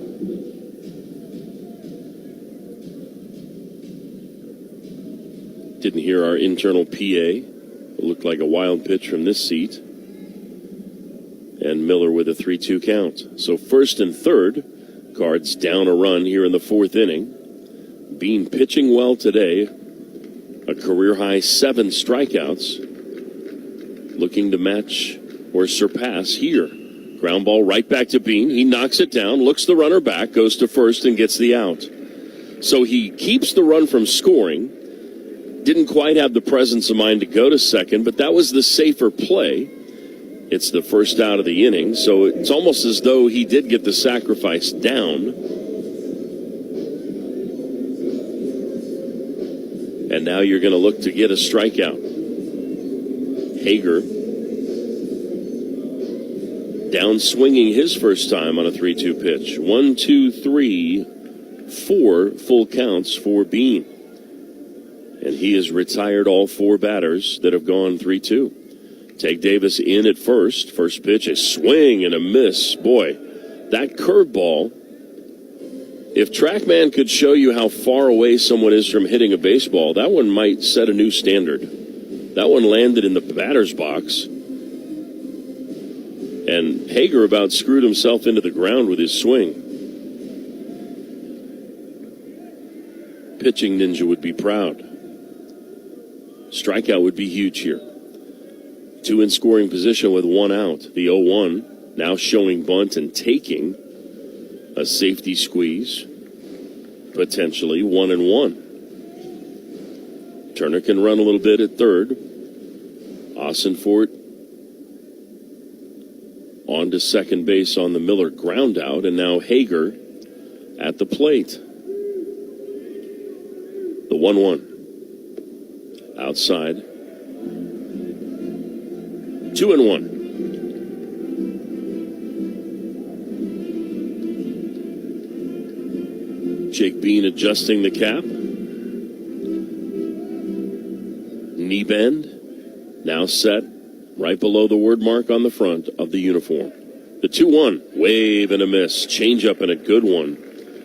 2-2. And right now we've seen off speed keep Evan Hager off balance, as he has struggled to make contact with the change in the curve. Now it begs the question, do you surprise him with a fastball or do you go back to a wrinkle? The 1-2 pitch. It was a curveball, but it got away from Bean, and we are full yet again. Again, Jake has won every full count, but now that's 5 of them.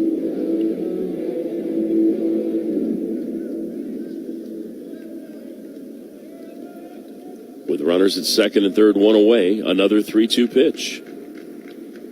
Swing and a miss, strike 3. Got him on the change. What a pitch, and what a sequence for Jake Bean, who now has a new career high with 8 strikeouts. And that's a huge second out here in the inning as Greg Pace Jr. steps into the batter's box.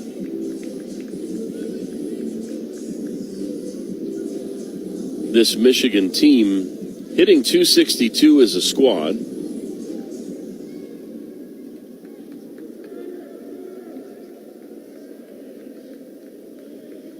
Well, let's see here. First offering, called strike, 0-1.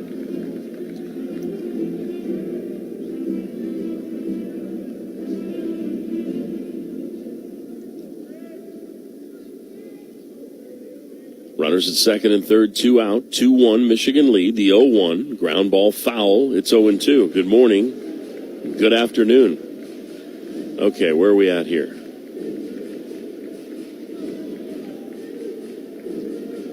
Michigan is hitting .262. They are striking out .363 coming into today's game.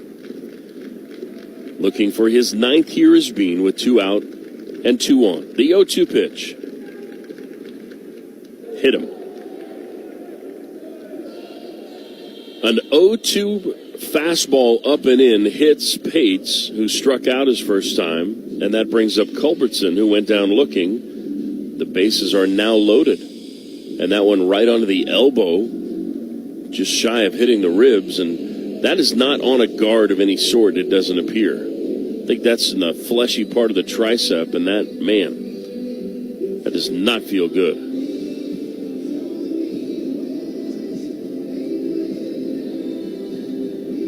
So Roger Williams is going to come out and have a chat with the bases loaded, 2 out, on a pivotal spot in this ball game, a 2-1 Cardinals deficit, the 9-hole hitter at the plate.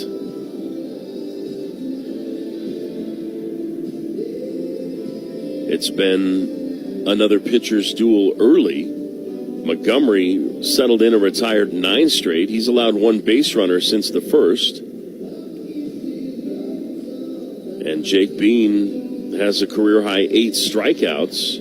A ringing double in the 5th inning by Ossenfort turned into a run, and then Ladahoff. I mean, you tip your cap to Ladahoff, but it was a pitch that was up out of the zone that he was able to turn on and send into the seats for the second run of the game. So Roger Williams, associate head coach and pitching coach, in his 20th season back into the dugout, spouting wisdom to Jake Bean, the junior from Middlefield, Ohio. Bases loaded, 9-hole hitter Culbertson went down looking his first time. 2-1 game. We're in the bottom of the 4th. Bean winds and deals. Down and away, a slider. 1-0. No place to put him. Culbertson hitting .125 with 9 strikeouts in 16 at-bats.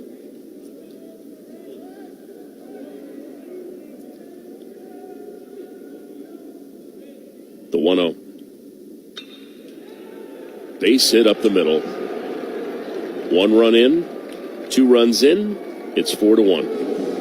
88-mile-an-hour fastball. And a guy that has struck out 9 times in 16 at-bats and has 2 hits picks up his 3rd hit And you might have to remember that this inning started with a base runner called safe because Tage Davis was ruled off the bag.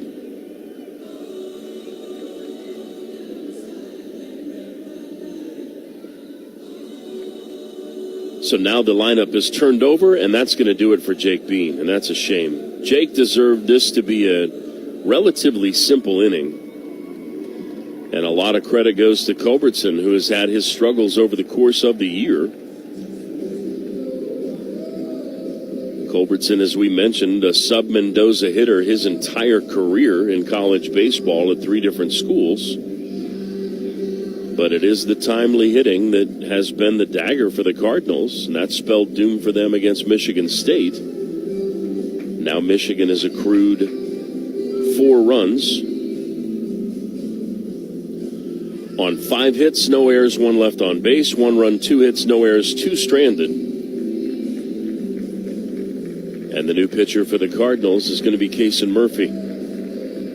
Number 45, Murphy, the 5'10 sophomore from Park Hills, Missouri, will step to the hill. We'll tell you more about him when we come back. Pitching change break. It's 4-1 Michigan. This is Louisville baseball from Learfield. For more than 40 years, Nazareth Home has cared for Louisville families with compassion and trust. Now that same care comes home with Nazareth at Home. Whether you're recovering from surgery or need long-term support, our experienced caregivers provide personalized in-home services, helping you age gracefully and live fully right where you're most comfortable. Because when home is where your heart is, Nazareth at Home helps keep it that way. Call 502-317-2079 or visit nazhome.org to learn more. Nazareth at Home. Compassionate care delivered where you belong. These days, your company needs more than a printer. You need Clark & Riggs. Clark & Riggs offers, well, everything.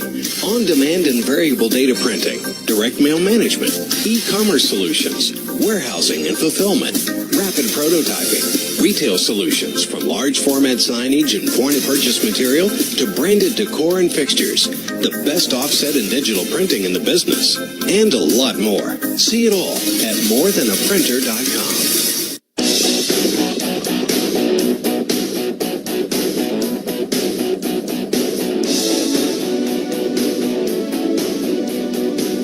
This Michigan team striking out at an alarming rate this season, but finding ways to get hits when they need them. And that's been their secret to their success.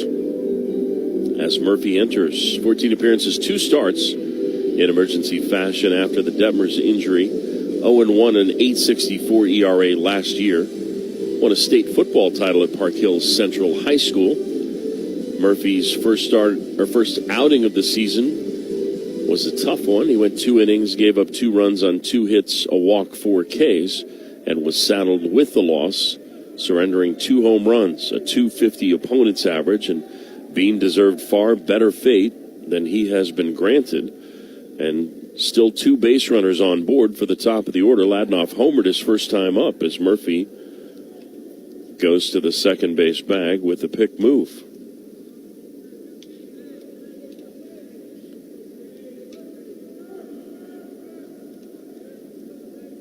Murphy pitched in that Friday game against the Spartans. Gets a swinging strike here.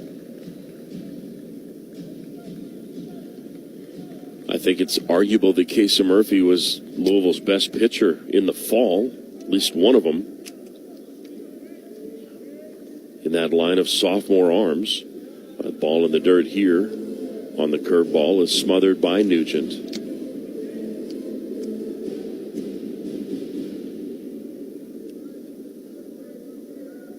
A fearless quality to his approach. Murphy fastball goes with a change.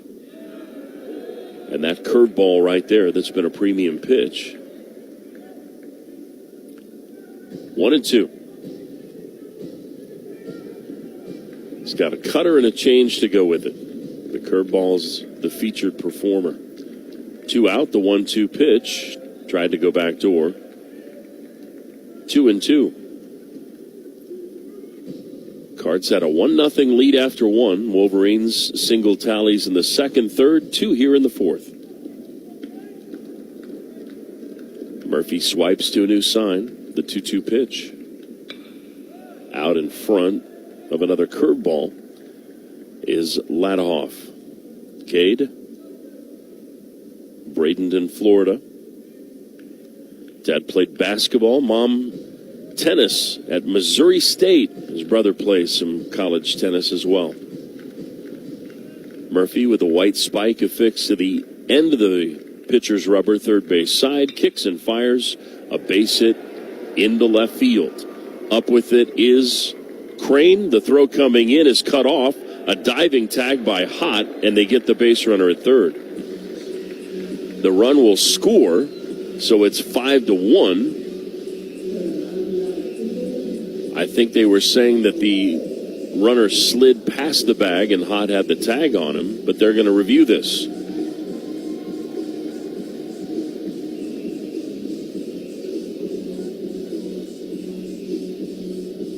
So 108 on the exit velocity there.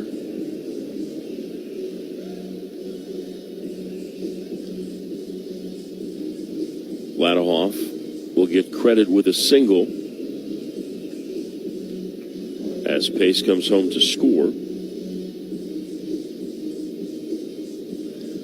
And the Cards hope they can be on the right end of a call for a change.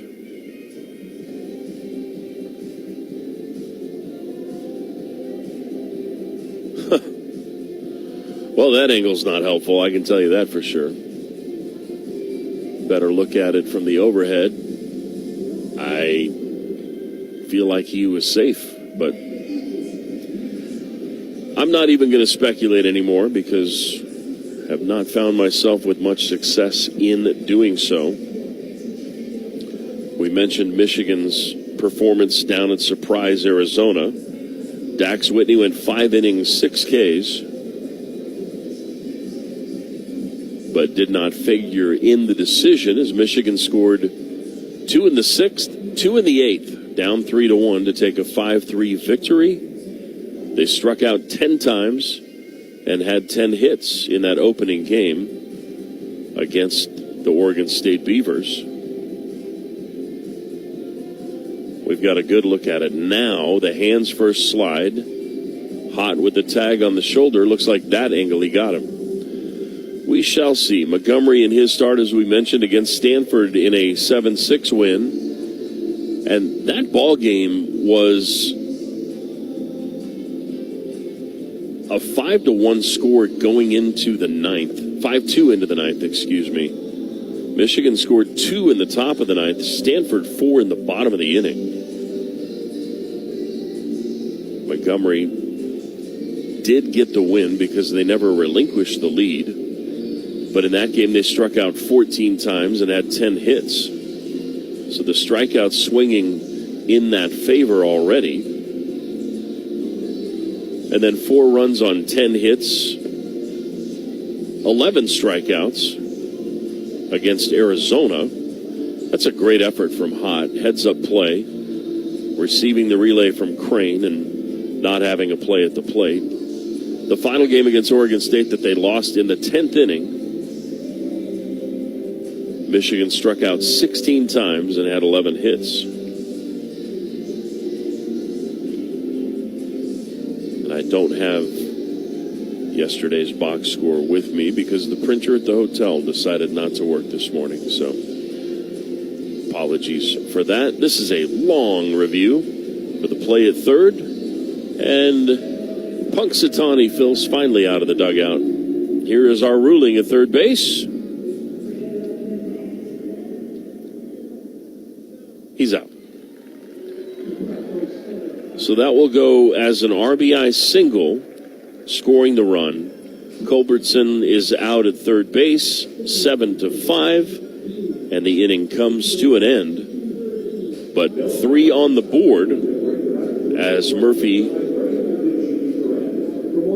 came on to face Ladahoff. The book is closed on Jake Bean.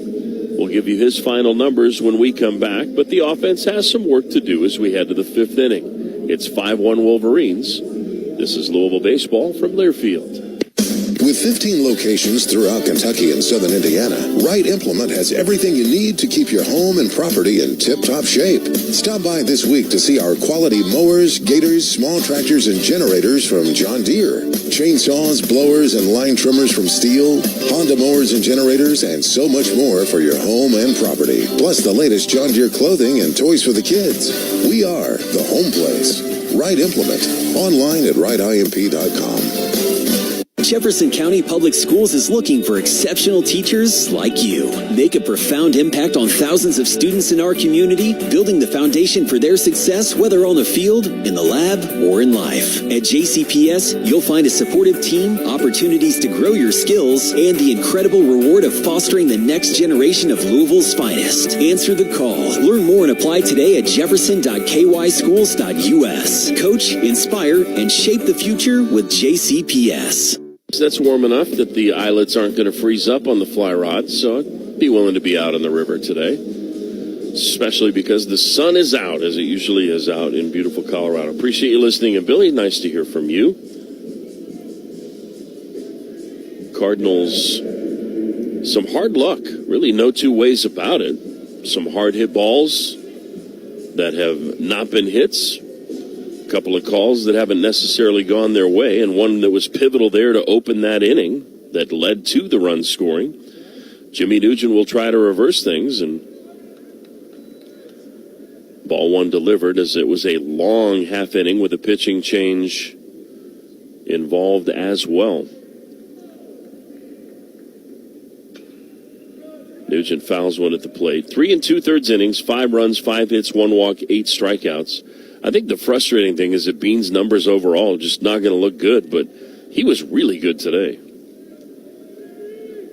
Count 1-0 to Nugent, who flew out to left field his first time. And that sounded like it hit the top of his helmet on his way to the backstop. Nugent didn't really play it off, but he kind of looked back at the umpire.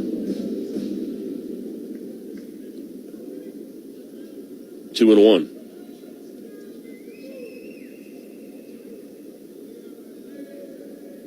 The 2-1 pitch. Up the middle to the shortstop. Culbertson's been there all day, and there's one down. A lot of pitching to contact here. It's been a lot of hard contact. That one not up to the standards of the others, but Griffin Crane will try to spark the offense yet again. Down 5-1 here in the 5th inning. Cards lost the middle game last year to Oklahoma State. Down in Houston, they picked up a trio of victories. The kick and the pitch.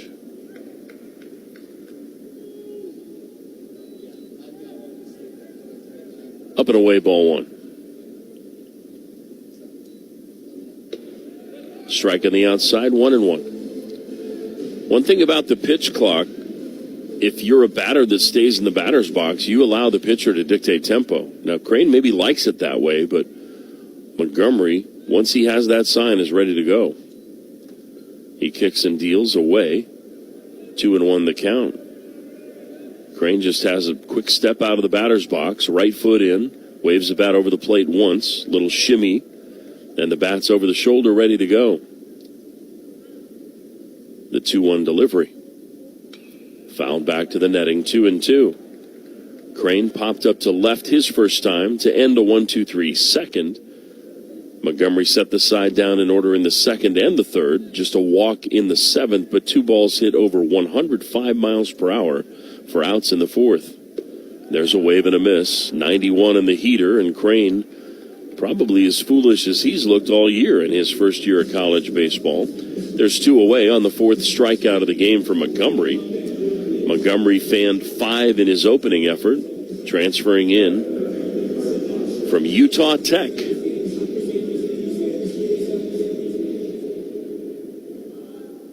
There's Byram Hott. Need to ask what he's got around his neck. First pitch, foul tipped into the glove, 0-1. Hott struck out his first time. Cardinals just lacking a little bit of pizzazz, a little bit of punch, a little bit of juice. And I think a lot of those things can be combined with the lack of the timely hits, with the absence of Zion Rose. Ball hit into the hole. Culbertson goes over, gets it, throws across, not in time. Culbertson went a long ways to get that slow roller. It wasn't hit particularly hard, and Byram Hott extends the inning with an infield single. Not saying that Zion's the difference, but he just led the team in RBI last year. He gives you a dimension. It's not quite like the basketball team without Michael Brown Jr., but it's a similar impact on a lot of other players can just play a role and not worry about maybe doing a little bit more. Alex Alicea is due a break. He's 0 for 2. Every ball he's hit this weekend has been a hard hit ball, and he takes a strike on the outside. The count is 0-1. Top of the 5th inning, Wolverines 5 runs on 6 hits. Still feel like there should be an error in the mix, and Bean's numbers may be a little better, but no such ruling, as this one's lifted into the seats second deck. And the count's 0-2 to Alicea with 2 out and 1 on. Byram Hott didn't run a ton last year. He's 1 of 2 this season. Capable of running, but he's not going to lead your team. He measures his lead at first, twists the left foot in the ground. Alicea slips one off the netting above the dugout third base side. It drops to the turf, trickles down the line, and will stay at 0-2.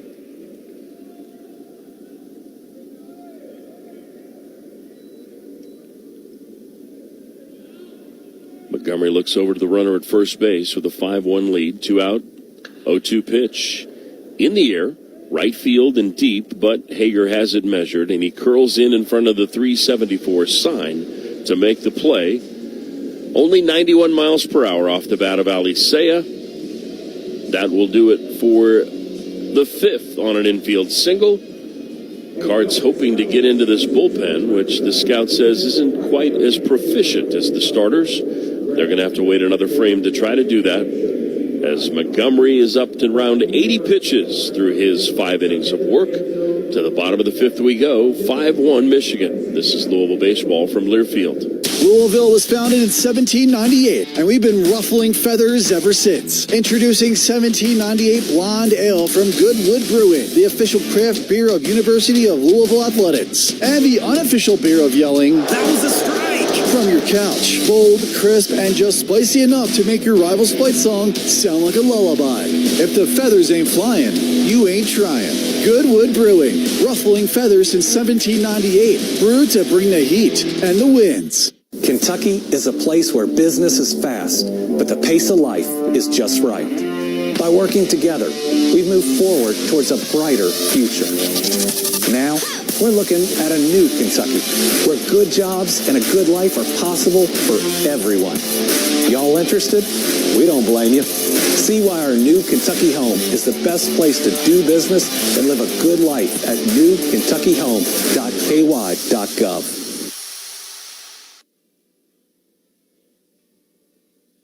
Hip, hip. Hip, hip.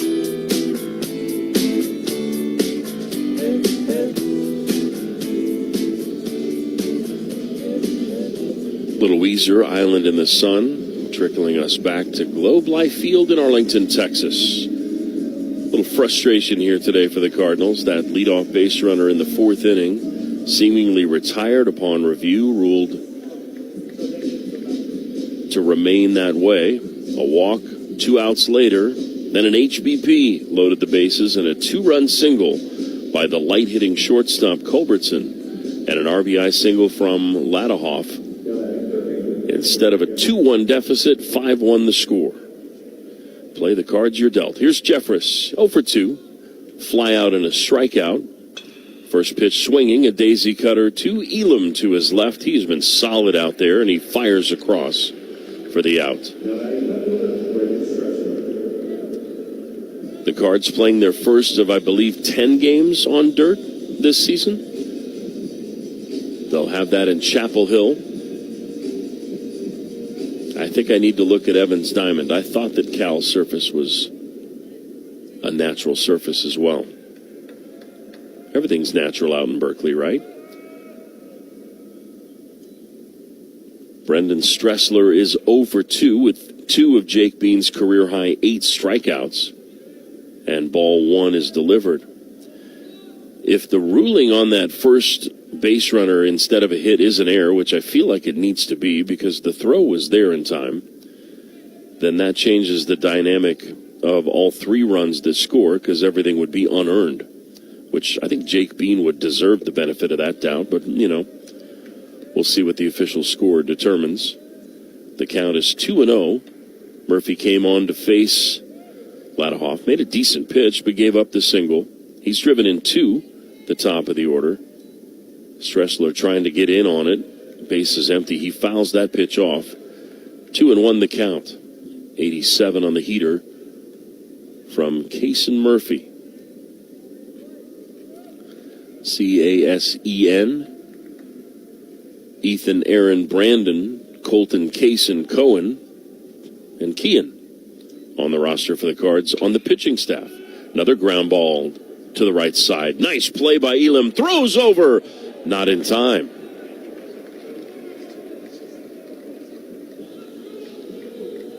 Cade Elam was playing deep in the hole, moved even further onto the grass with an impressive play to get it, and then got to the feet for the strong throw, and Tag Davis had to reach across his body to get there. And so that's an infield single for Stressler. And here's Colby Turner. We could use a double play ground ball right about now. Turner singled and scored. That was the initial ruling in the 4th inning. Struck out in the 2nd.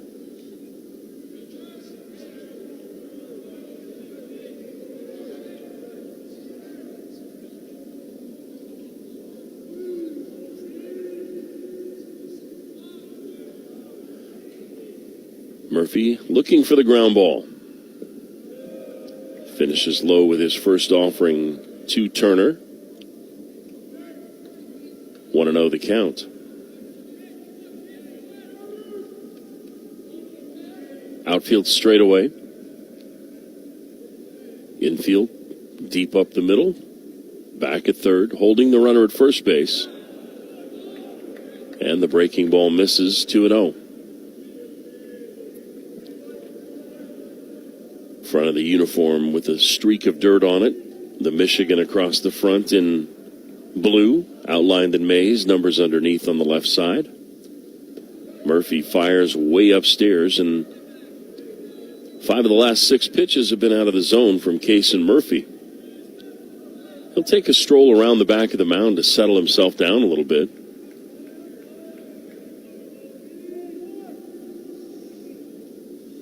Now he kicks and fires. Called strike.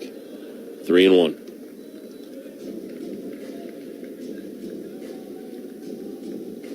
Stressler not really a threat to go. Stressler from Wilmette, Illinois. Played at St. Louis University. Slew 287, 11, and 49 last year. 207 his first campaign. If you sit at their old field anyway, I don't know if they have a new diamond or not, but if you sit in the first base dugout, the pitcher is under the arch. Here's a 1-hopper, 2 hot. He gloves, throws to second, relay to first, double play.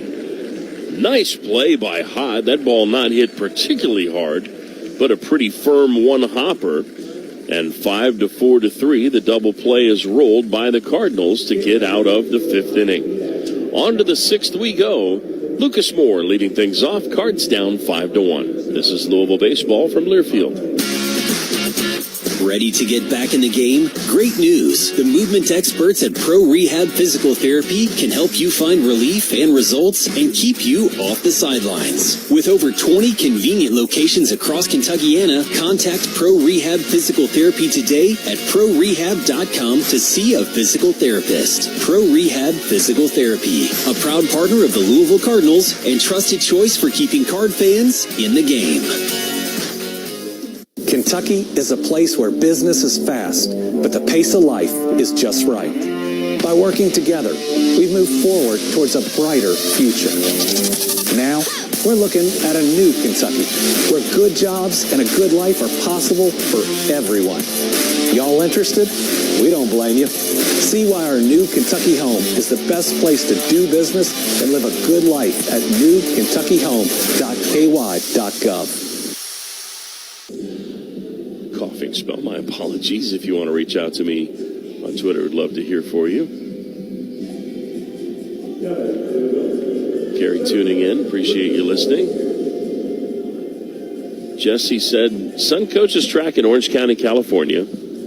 Some surf meets start at 6:30 before school starts because the sun comes up early. Surf competition, very strong. Also, Huntington Beach High baseball team is elite. Well, Jesse, it's a funny thing. My wife is from Orange County. Lived in Garden Grove, Santa Ana. Here's a smash up the middle by Moore, a base hit. And Louisville getting a third look now at Montgomery.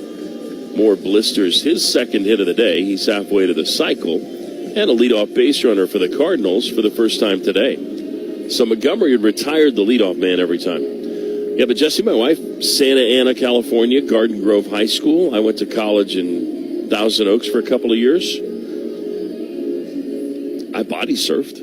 I love body surfing. Then at Seal Beach, Long Beach, Malibu. I'm trying to think of the other beaches I've been to. Santa Monica, out at the pier. Here's Cade Elam. He takes ball 1-0. Cards need to chip away here. Down 4. We're in the 6th inning. Lucas Moore, always a threat to go. 5 of 5 on steals. Montgomery has yet to pay attention to him at first and still hasn't gone over there as Elam swings and misses. 1-1 the count. Opponents just 2 of 5 against the Wolverines when attempting to steal. Noah Miller has thrown out all 3 that have attempted to swipe against him.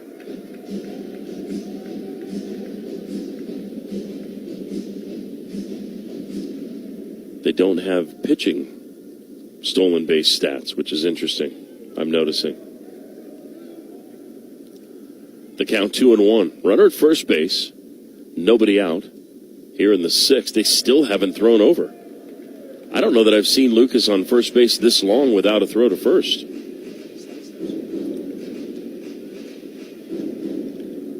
Montgomery definitely has a quick delivery, but it would seem like Lucas would at some point take off or get a little bigger lead. Here's a shot up the middle, a base hit. Nice swing by Elam.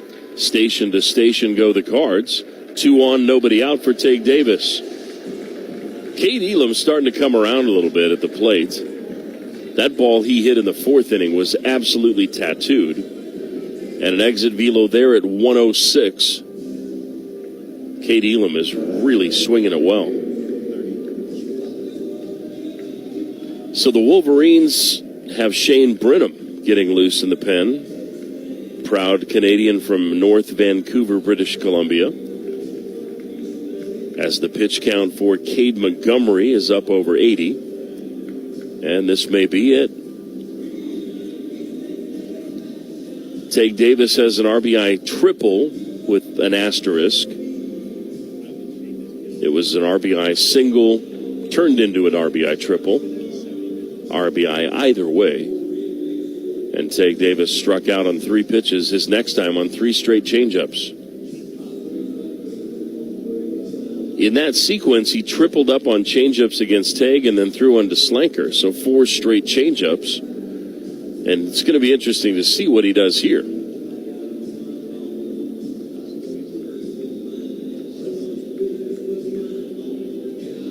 They're going to leave him in. The meeting adjourns. Tracy Smith heads back to the dugout.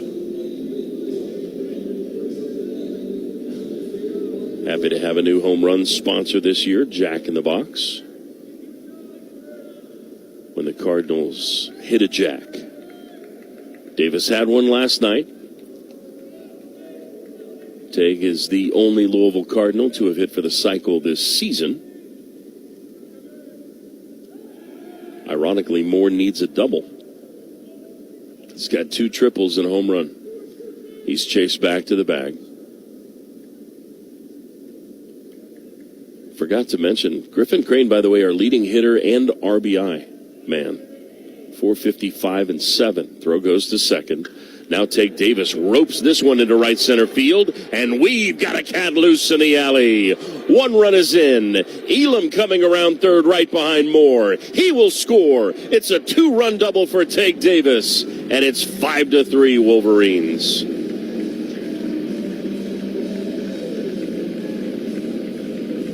You're tuned in to 111.5 FM on that swing from Teague Davis. Ball was blistered.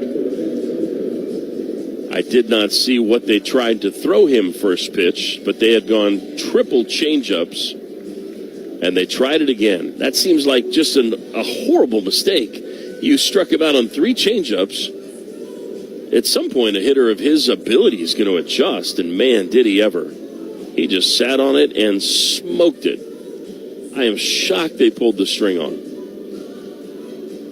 Not surprised an off-speed pitch came his way, but wow. That's a bold choice, Scott. So Davis has driven in all 3 runs today for the Cardinals, and as soon as I give Griffin Crane credit for leading the team in RBI, he doesn't anymore. It's 8 now for Teague Davis, and that's going to do it for Cade Montgomery.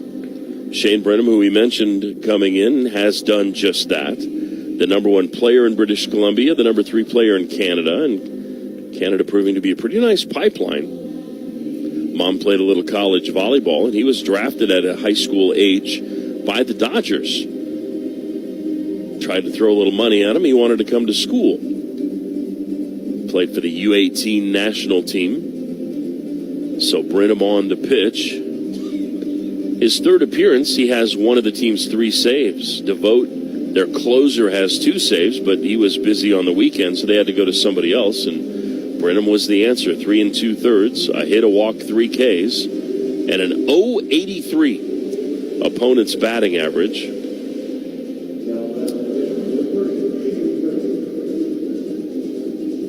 Let's see how quickly we can get to the box score from yesterday and the Florida State game, because I believe there were 6 different pitchers that came out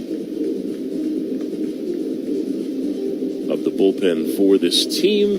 Baseball schedule as we talk our way through the Go Blue website. Sliding past their surprise series to the box score from the Florida State loss.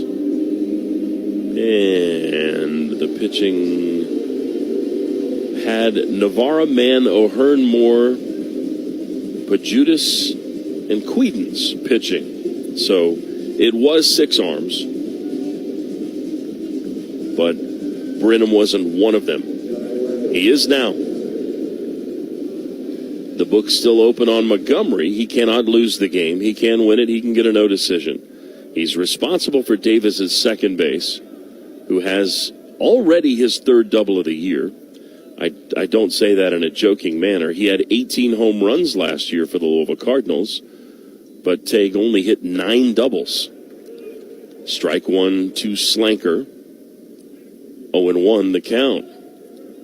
As far as the scouting report on what to expect out of the hand of number 30 Brenham, we're talking fastball change slider, a fastball change combo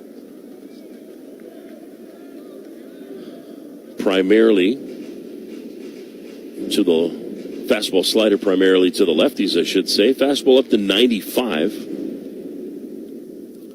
He runs into the occasional command issues. But he's ahead 0-2 here to Slanker with a runner at second base. And Slanker representing the tying run here in the 6th inning. Ben takes low and away, 2-1, or 1-2, excuse me. Partial line for Montgomery, who was really sharp. 5 innings, 3 runs, 6 hits, 1 walk, 4 Ks, 81 pitches, 56 strikes. Slanker homered twice opening weekend. Looking for a base hit here. 1-2 the pitch. Check swing, he held up. The pitch was up. The appeal confirms he didn't go. 2-2. 5-3 the score. 2-run single from Tage Davis following his RBI triple in the first and his RBI on a home run in his last at bat last night. A long look at the runner at second. Davis, the 2-2 pitch. Downstairs. We are full. Slanker drew a walk in the 4th inning. He popped up on a 3-2 pitch in the first. So Ben's definitely working the count. A quiet young man from what I'm told. Don't know how much we're going to talk to him post-game. Looking for a big swing here. The 3-2. Good hold up there on the slider down. It's ball 4. It's a really good take there. And Slanker is aboard as Heisel comes up. And Jax has a really good 0 for 2. Heisel has 2 exit velos, I believe, over the century mark today. He has swung it well.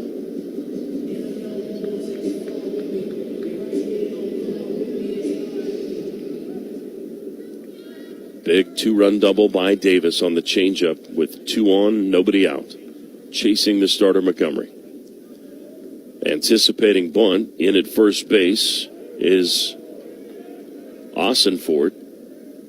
And Heisel, it's the bat on the shoulder with a strike taken, 0-1. Again, Jack's 2 pretty good swings today. Tying run is aboard. Go-ahead run at the plate. Jack's homered on Tuesday, and he takes a strike. It's 0-2. 91 seemed to be in a pretty good spot for Heisel's swing. I'm not sure why he's holding off there. But he's in an 0-2 hole. Heisel has seen nothing but strikes today. 2 0-1 swings. And now he swings and misses, strike 3. First and second, nobody out, and you don't advance the runners. The irony is he was 0-1 for a 3rd time, and it looked like he got a really good pitch to hit, which is the same sequence. And that time, just can't catch up to go down on strikes. It is the 5th strikeout for Michigan batters, but the sequencing seems pretty consistent. Here's Jimmy Nugent.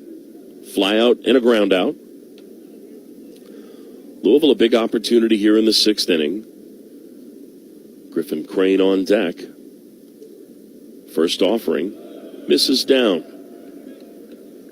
1-0 the count.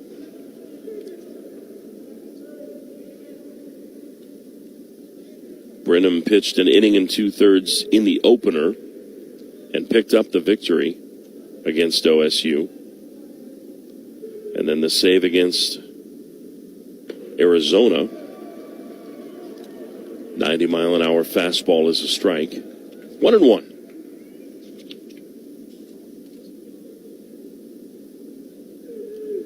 (5-3) the score. Davis is second with a 2-run double. Slanker walked. He's at first. 1 out. The 1-1 to Nugent. Wave and a miss. 1-2. 91-mile-an-hour fastball. And we have yet to see the best of Jimmy Nugent in a Louisville uniform early in his career. Batting .263 with an 0 for 2 today. 2 on, 1 out, the 1-2 pitch. Got him looking. Called strike 3. Fastball in at 92. And it's not that the Cardinals aren't just not getting the clutch hit. It's that in those situations, they're not moving the baseball. And that was a fastball that appeared to be on the inner half of the plate. And a hittable pitch. But some self-doubt creeping in. It's going to be up to Crane, who was the hero last night, both at the plate and in the field defensively. Griffin has popped up and struck out. First pitch, and he is fooled on a slider 0-1.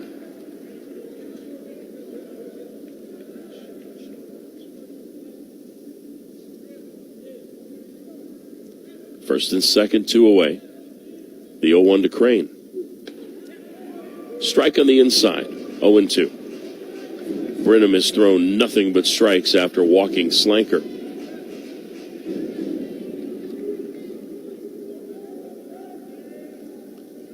The roller coasters of Six Flags off in the distance through the glass beyond the left field wall. The 0-2 pitch. This is down 1-2. Flags waving off in the distance next to the old ballpark at Arlington. First and second, 2 out, 5-3. Michigan leading the 1-2.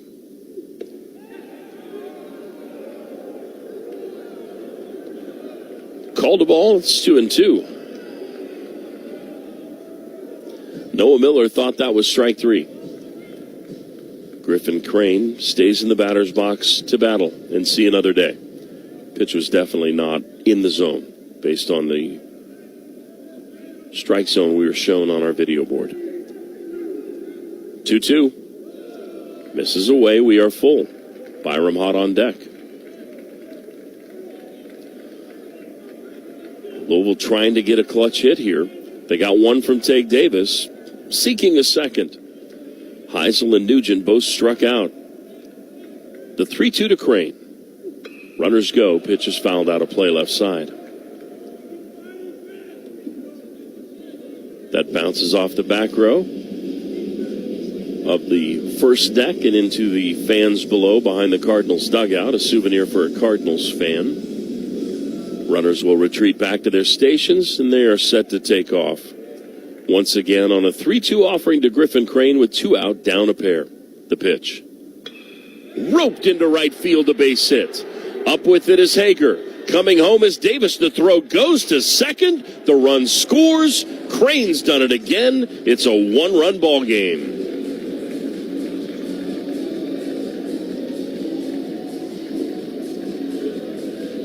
Griffin Crane sending a message to Tage Davis that I don't appreciate you taking the RBI lead from me. And he's right back even with him as the tying runs at third base. And Byram hot. Big opportunity here for Byram. A single his last time up. Slanker goes first to third on the knock from Crane. Again, Griffin with RBI number 8. Not bad for his 4th start. Kid has been clutch. See if Byram can repeat. First offering, foul down the third base line. Coach Snides was ready with that play, but rudely, Jeffress cut in front of him and didn't give him the opportunity to show off the old shortstop hands. 0-1. Byram 1 for 2 in the game. Queens, New York. 5-4 the score, 2 out, first and third, the 0-1. Nearly goes to the backstop. Noah Miller with an absolute lunging stab at that to save a run. That would have tied the game. Well, let me rephrase that. It's only 42 feet from the point of the plate to the backstop and the half wall, and you've got to be sure that you're not getting a bad carom right back to the catcher. So most likely would have tied the game. Here's the 1-1. Hot couldn't hold up on a fastball up, and it's 1-2. If I see that swing from Byram Hot and I'm in the other dugout, we're throwing a 1-2 fastball up in the zone. That was literally chest level or chin level, and Byram knew he was overmatched and had no business swinging at that. First and third, 1-run game, 2 out. Brenham set with a 1-2 pitch. Fouled off. Just got a piece of that. A slider. Will stay at 1-2. Moore singled. Elam singled. Tage Davis doubled in the pair. Then Slanker walked. Heisel struck out swinging on 3 pitches. Nugent went looking on a 1-2 offering. And then Crane battled to a full count, taking a borderline pitch 2-2 as some new baseballs are delivered to our plate umpire before singling home a run. And now with runners at the corners, The 8th batter of the inning, Byram Hott, trying to bring home the tying run at third base. The 1-2. Muscled down the right field line, foul and out of play.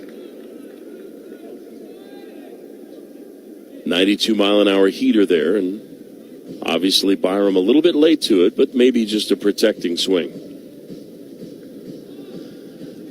My name is Sean Moth. Great to have you along as always. Gary Clark back at the seat of power on this Saturday afternoon. First and third, 2 out. The 1-2 again to Byram Hott. Swing and a miss, strike 3. 91 up. And 3 strikeouts for Brenham in the inning as the Cards have gone down 7 times by way of the capital K.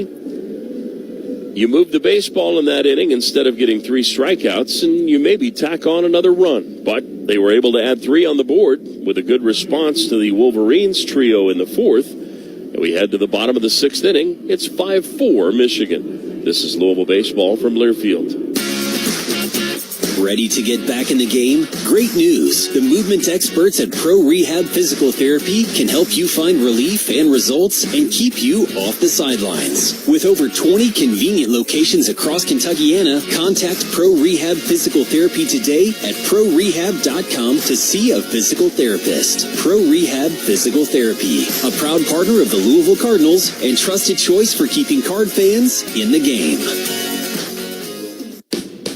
Cards fans, here's a play call for the perfect tailgate. Head to Liquor Barn and stock up for the game. Right now, save $10 on your purchase of $75 or more with code CARDS10. From bourbon to beer, Liquor Barn has everything you need to win the tailgate. Before you raise your L's up, raise a glass with us. Use code CARDS10 and save $10. Only at Liquor Barn. Liquor Barn, where Kentuckians go to celebrate.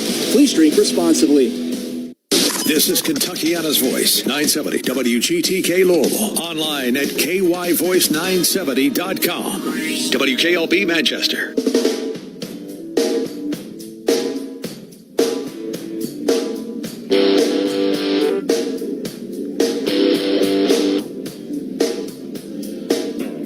Jason Murphy back on for the Cardinals. May have a scoring change before this one's officially submitted, so you may want to pay attention to that, and it would affect Jake Bean. But I don't think anything's going to be done midstream.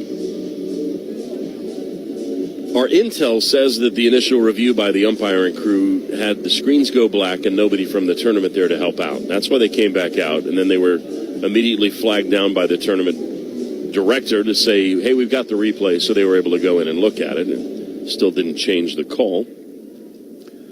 But that was why there was what appeared to be a double review. As Austin Fort's the batter, a double and a walk, 2 runs scored, and he's hit by the first pitch of the inning, an 82-mile-an-hour slider, and the leadoff man is aboard. The leadoff man has only reached in 1 inning, the 4th, and he scored then. So that was the ill-fated play at first base. There's a fine line between not being afraid to pitch inside and occasionally plunking someone. And Noah Miller will be the batter. RBI single and a comebacker. Cards turn to double play to end the 5th. They could use another here. First pitch is a 57-footer, and a nice job by Nugent to stay with ball 1 and keep the runner at first base. 3-run top of the 6th inning for the Cards. The difference in the ball game, the home run by Ladahoff in terms of the scoring by inning, an extra 1 for the Wolverines. Murphy misses down. 2-0. Double-barreled action in the pen for the Cards. A pair of righties loosening. And here comes Roger Williams. Clark & Riggs, the official program printer of the Louisville Cardinals, is more than just a printer. They sponsor our college scoreboard. Just check in to see if we have much progress on those other games that were underway. We could be final in a couple of those.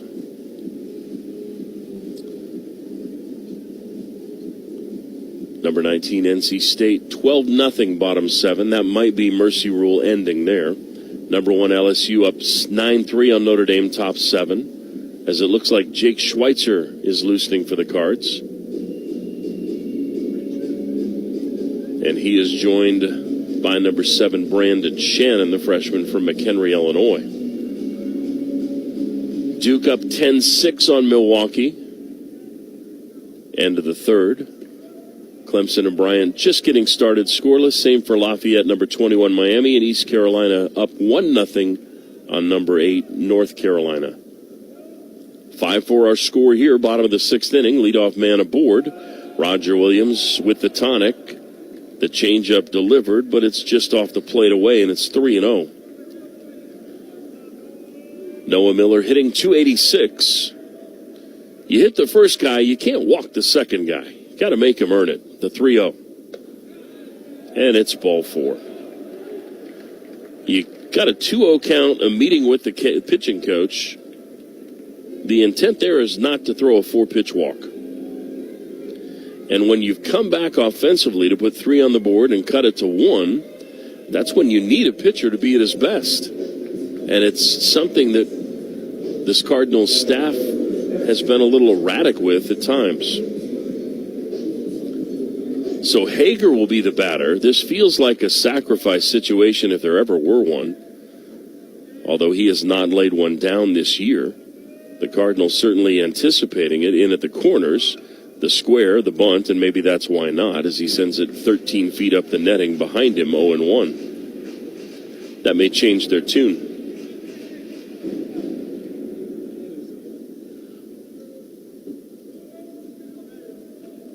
We're still waiting for those exit velo outs to even out for the Cardinals in this one. 6th inning, down a run. 1st and 2nd, nobody out. Squaring and taking. Murphy misses low. 1-1. Is anyone whose last name Murphy not nicknamed Murph? It's like the easiest one. He looks to the runner at second.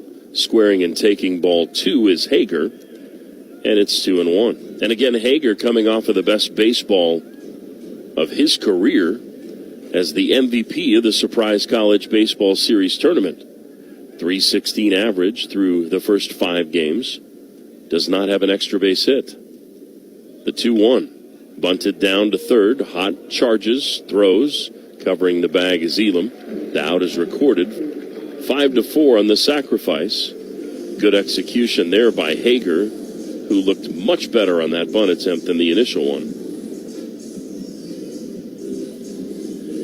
And there's 2 in scoring position for Greg Pace Jr. I keep wanting to call him Greg Page after the boxer. That's obviously not the case. It is Pace, number 5 player in the state of Michigan at Edison Academy in Detroit.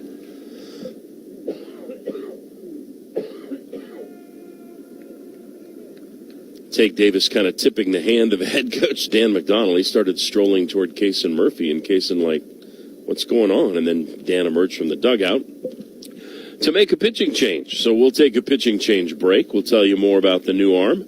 When we come back, it's 2 on, 1 out, 6th inning, 1-run game. It's even. The game's a good one. We'll be back after this pitching change break. This is Louisville Baseball from Learfield. For more than 40 years, Nazareth Home has cared for Louisville families with compassion and trust. Now that same care comes home with Nazareth at Home. Whether you're recovering from surgery or need long-term support, our experienced caregivers provide personalized in-home services, helping you age gracefully and live fully right where you're most comfortable. Because when home is where your heart is, Nazareth at Home helps keep it that way. Call 502-317-2079 or visit nazhome.org to learn more. Nazareth at Home. Compassionate care delivered where you belong.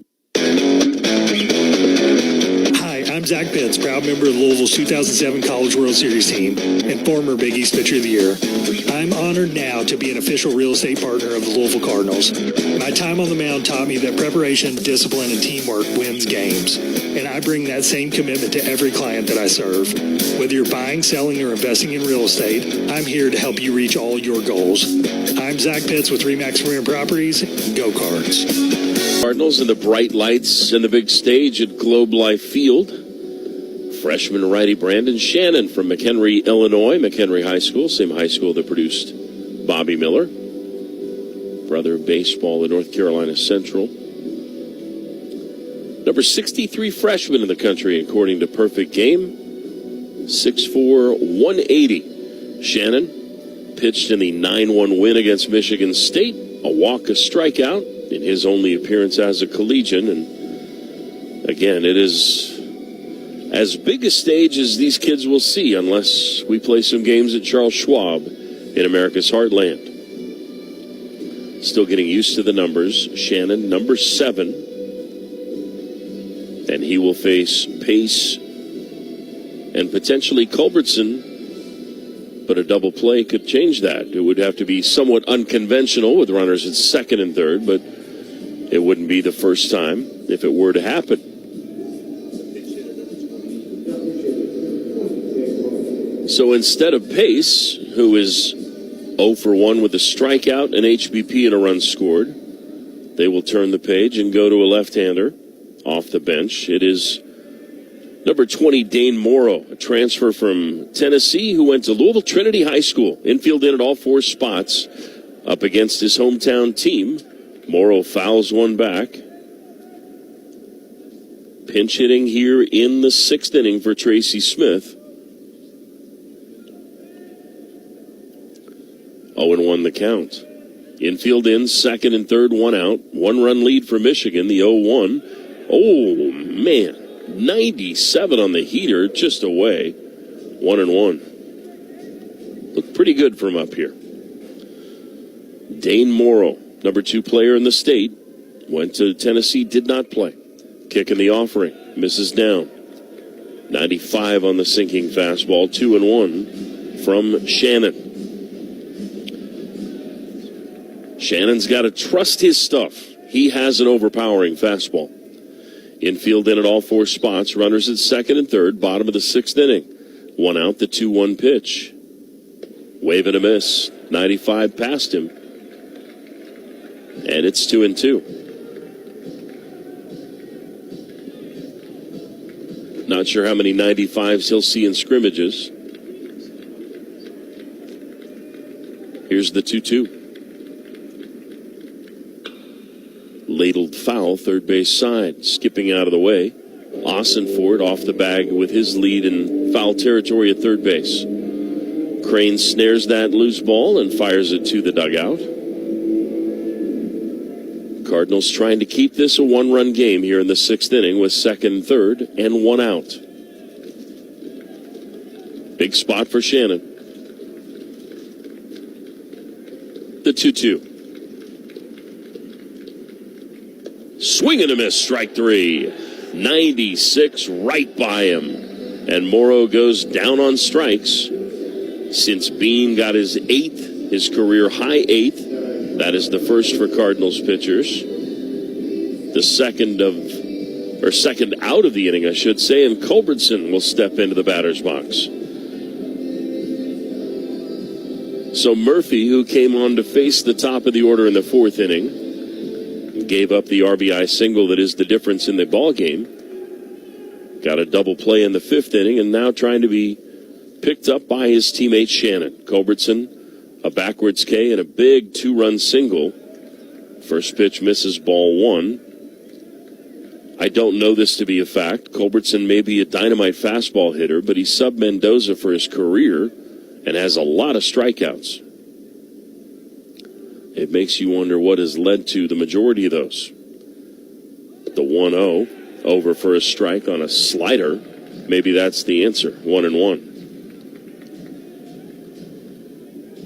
Culbertson hitting .133 with 9 strikeouts in 17 at-bats. The kick in the offering. A bunt attempt. He offered at it, and it's 1-2.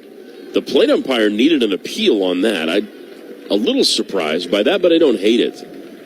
If you can get help, use it.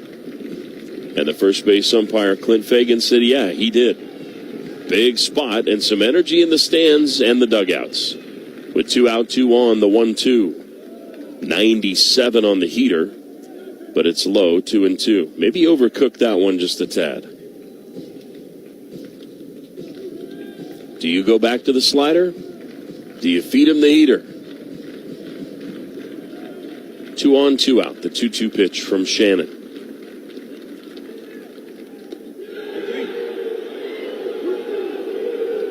The pitch is made. Nothing's called.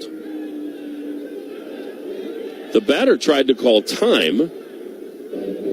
Strike 3 was thrown right at the heart of the zone. And the umpire's talking with the batter, Culbertson. Blue, what was the sign? Is it ball 3? Yeah, he just called ball. Or did he get a timeout? He just had the 3-2.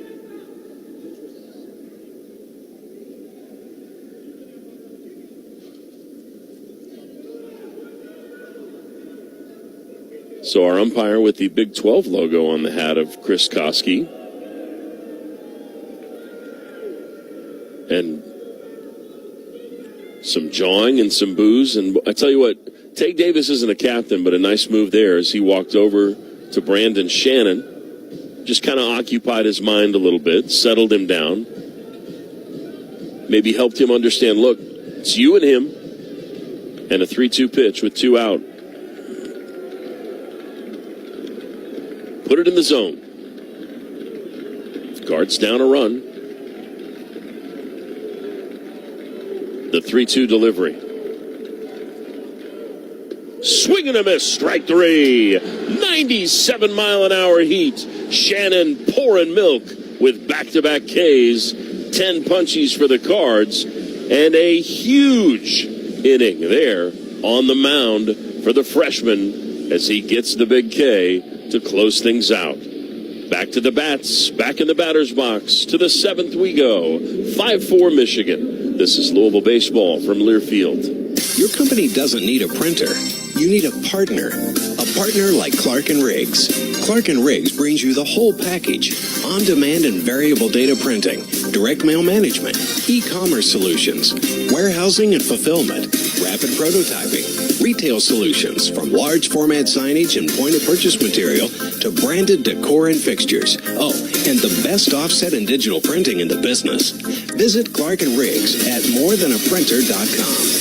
Whether it's on the court, field, or pitch, the Cardinals can handle anything thrown their way. It just goes to show that being adaptable and preparing a solid strategy pays off. That's why PNC is proud to support University of Louisville Athletics and their dedication to smart, tested tactics. Just like any big game, when it comes to your finances, there's a lot on the line. And having a dependable team allows you to make the plays you need to reach your goals. PNC Bank, brilliantly boring since 1865. Member FDIC.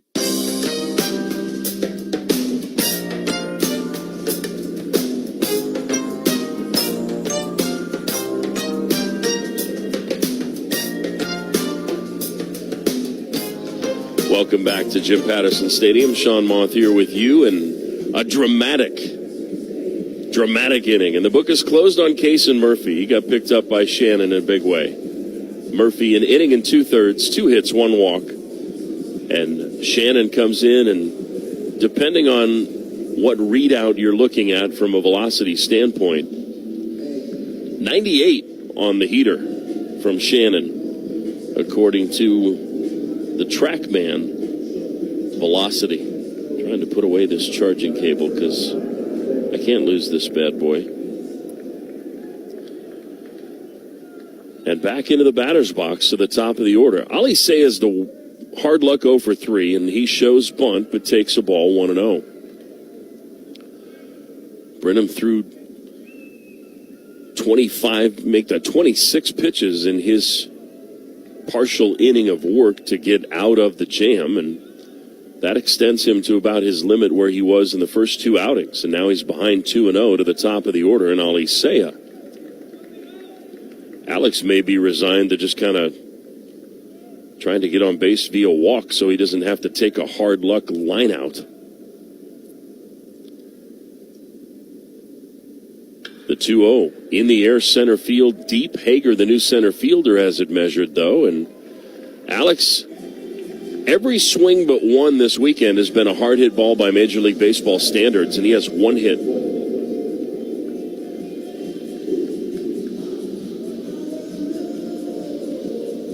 So 98 off the bat of Alisea, and poor kid's got to be shaking his head.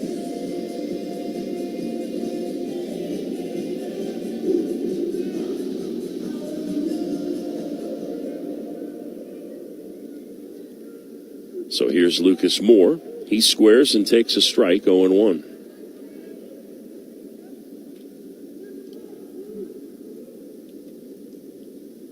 Some fans chirping at the plate umpire. It's been a little contentious with this individual swinging a foul tip, 0-2. Yesterday and now today with both teams. Moore tripled in the first and scored, singled Dope in the 6th inning and scored. 1 out, nobody on, Cards down a run in the 7th. 0-2 pitch, misses away, 1-2. Michigan's bullpen just stirring down there. But we're speculative as to how deep Brenham can go into this game. Again, 6 arms came out of the pen yesterday for the Wolverines. Winding and firing. There's a called strike 3. Backdoor slider buckled the knees of Moore, and boy, Brenham is really locked in after that walk to Slanker. He did give up the single to Crane, but a quartet of strikeouts now. 8 for Cardinals batters. 2 down, and here's Cade Elam.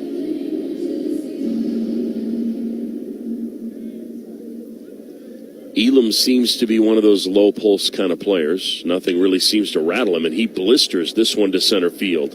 Hager going back at the wall, and at 406 feet away, an exit velo of 106 miles per hour. The final out of a 1-2-3 inning is recorded. That's a home run in about 86% of the ballpark. And TrackMan projected that one to go 412 feet in front of the 407 mark. So, folks, if you've got some mojo to send our way, the poor Cardinals have done way more than they have shown on the scoreboard. With just 4 runs on 7 hits, they have been swinging it incredibly well today. And 2 more loud outs in that inning. We stretch. 5-4 Wolverines. This is Louisville baseball from Learfield. With 15 locations throughout Kentucky and southern Indiana, Wright Implement has everything you need to keep your home and property in tip-top shape. Stop by this week to see our quality mowers, gators, small tractors, and generators from John Deere. Chainsaws, blowers, and line trimmers from Steel, Honda mowers and generators, and so much more for your home and property. Plus the latest John Deere clothing and toys for the kids. We are the home place. Wright Implement. Online at wrightimp.com. Louisville was founded in 1798, and we've been ruffling feathers ever since. Introducing 1798 Blonde Ale from Goodwood Brewing, the official craft beer of University of Louisville Athletics, and the unofficial beer of yelling, "That was a strike!" from your couch. Bold, crisp, and just spicy enough to make your rival's fight song sound like a lullaby. If the feathers ain't flying, you ain't trying. Goodwood Brewing, ruffling feathers since 1798, brewed to bring the heat and the winds.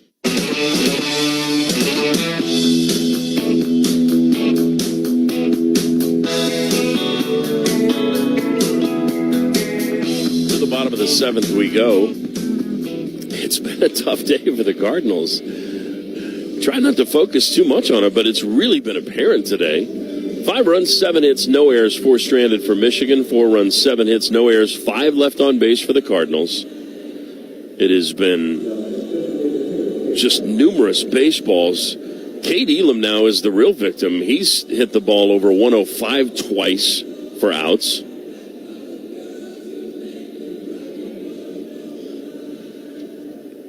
We've seen some late heroics from this team already this year, and it may require more. Shannon on for the clean 7th inning, top of the order, and Ladahoff fouls off the first pitch as 89 fouled off to the left side.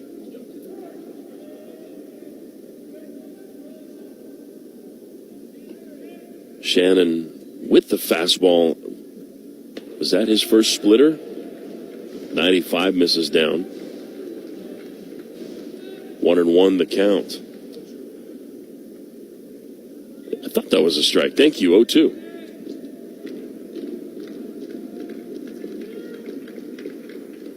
And good morning, good afternoon, and good night. A slider at 83 from Shannon just drops off the table. And Ladahoff chopping broccoli right there. 3 strikeouts for Shannon, 11 for Louisville pitchers, the first out of the 7th inning. The fastball up to 98, the slider and the splitter, and we just saw a sequence of all 3 right there. If that doesn't have you off balance, I don't know what does. Jeffress, the pitcher, or the batter, with an 0 for 3 day. 96 is outside. 1-0 the count. I think the interesting thing about the profile here with the velo is a lot of people immediately go to, well, this is a closer type. But if he can exhibit a 3-pitch mix, it would seem that this would be a weekend arm.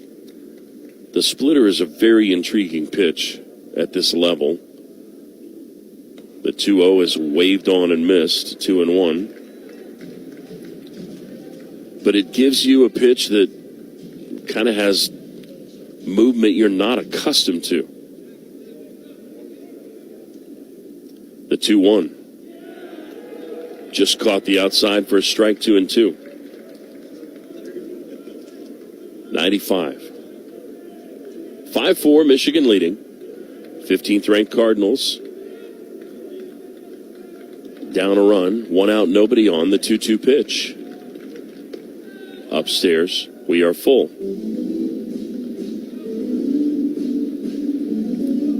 Shannon entered, got Morrow swinging, Culbertson swinging, Ladahoff swinging. The 3-2, fouled back. Swinging, but he got a piece. Time for the Pro Rehab power play of the game from Pro Rehab Physical Therapy. Get back to life faster. Nothing more powerful than a 98-mile-an-hour heater, complemented by a slider and a splitter. The power arm of the freshman, Brandon Shannon. Fouled back. Just getting a piece there again. The All-Big Ten freshman selection from last year, Braden Jeffress, Valencia, California. Psychology major. Left-handed batter. 5'10" sophomore. Awaits another payoff pitch. Fastball misses away, ball 4. So a couple of foul balls. And Shannon concedes the walk as Stressler, the batter. A backwards K in the first. A swinging strikeout in the third. And a single in the 5th.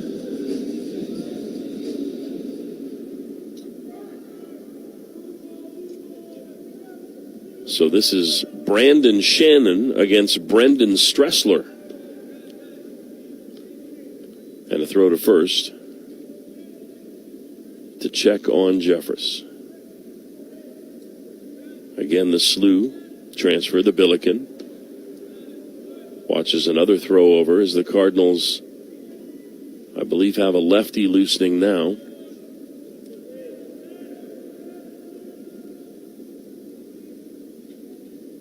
Looks like number 11, Ty Stark from here. There's a little dribbler out in front of the plate. They'll say it was off the foot, foul. The count 0-1.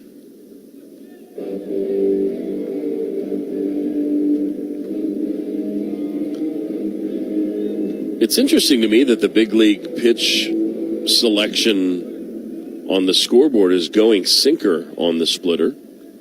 I don't know the spin rate, haven't seen it enough. But it would seem a common enough pitch that it's recognized on the board. As my memory serves, Bruce Sutter was one of the better purveyors of the split-fingered fastball. Shannon fires away. 1-1.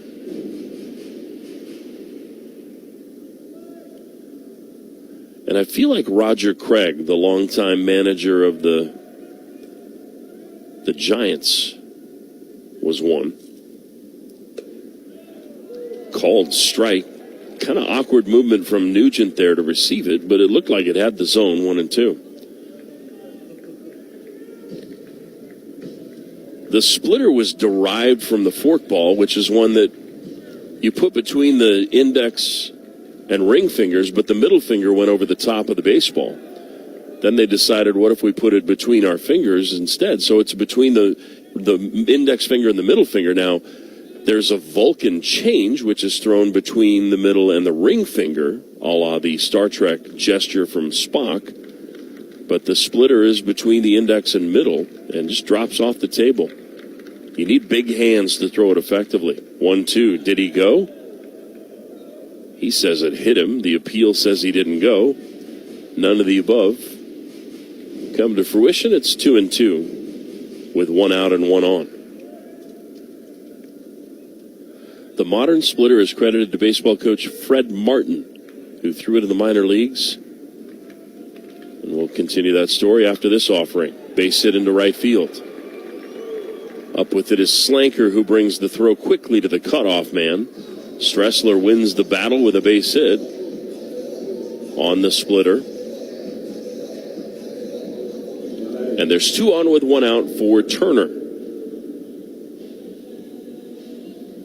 Back to a righty-righty matchup here. So Bruce Sutter returned from surgery, and his fastball had lost velocity. Martin taught him the pitch.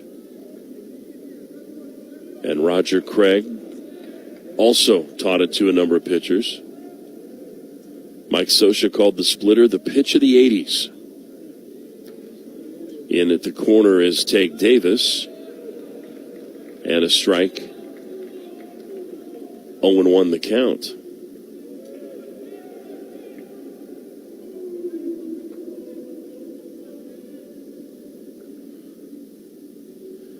Feels like these days there's only about 11 different kinds of pitches, as this one's wired up over the netting, foul, out of play, into the seats. 0-2.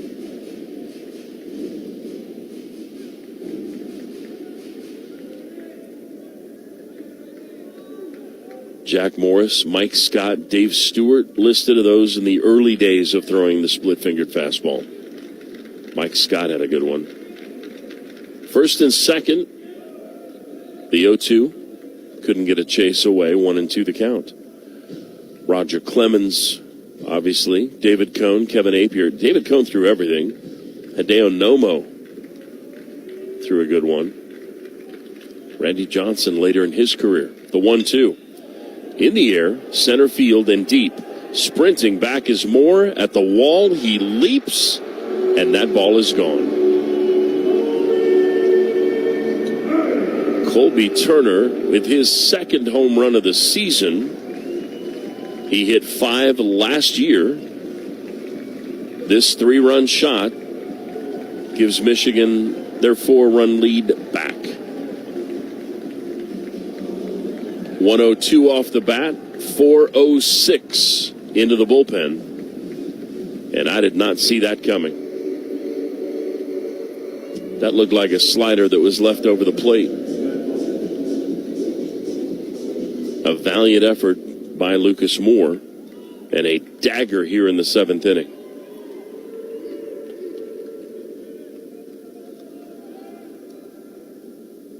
Boy, Michigan just has a knack for the timely hit. Foul ball down the left field line. That was an 0-2 count to Turner to start that sequence. He battled to 1-2. You had the righty-righty matchup you were hoping for, and his second home run of the season is a backbreaker for the Cardinals. And that has quieted things considerably here as a foul back puts the count at 0-2.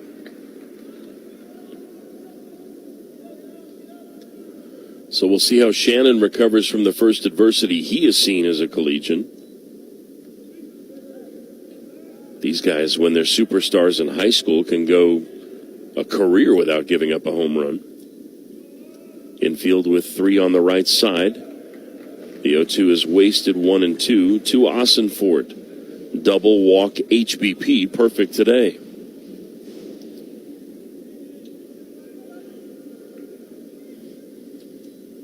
The 1-2. Dribbler right back to Shannon.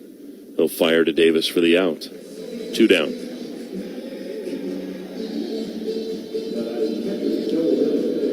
This game is feeling a little bit like Michigan State on Saturday. The big swing, the big difference. And the Cardinals with some opportunity not finding that big swing of their own.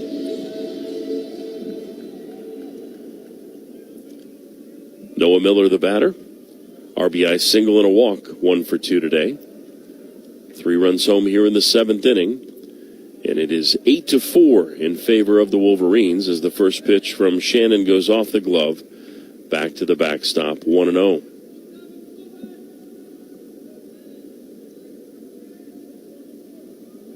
Shohei Ohtani, the modern day, has a good split-fingered fastball. A number of the Japanese pitchers exhibited. It is kind of having a resurgence, so to speak. Base is clear, 2 out, the 2-0. Misses, 3 balls and no strikes.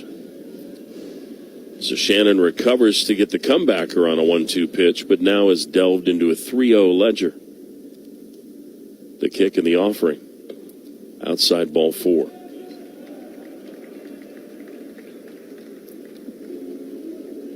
So Shannon's numbers taking a hit on the 3-run home run. It started with a walk to Jeffries, the single from Stressler, and now Evan Hager, the batter,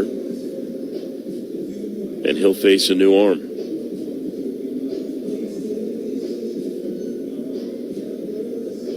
Let's do a third check of the Clark & Riggs College scoreboard, official program printer of the Louisville Cardinals, and more than just a printer. Ty Stark coming in out of the pen for the Cards.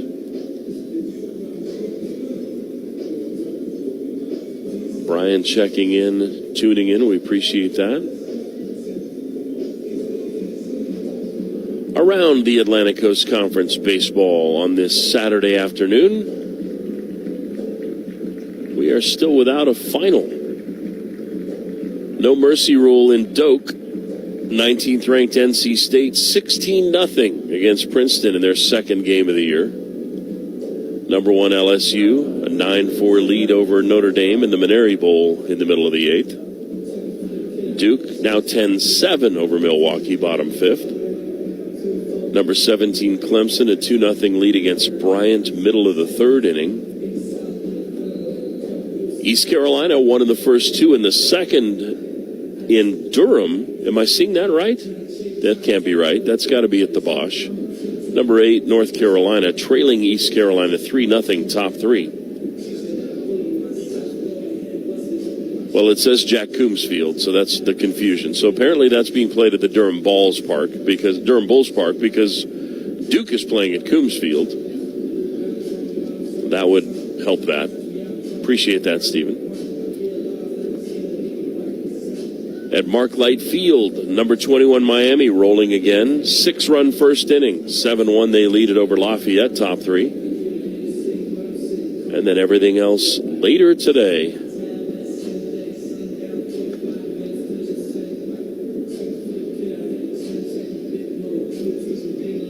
Including Florida State Auburn. That probably is one of 2 marquee matchups in terms of teams joining the Cards and the Tigers. That one coming up after this one. My man Eric Llewellyn setting up in his booth down a couple doors over. The voice of the Seminoles.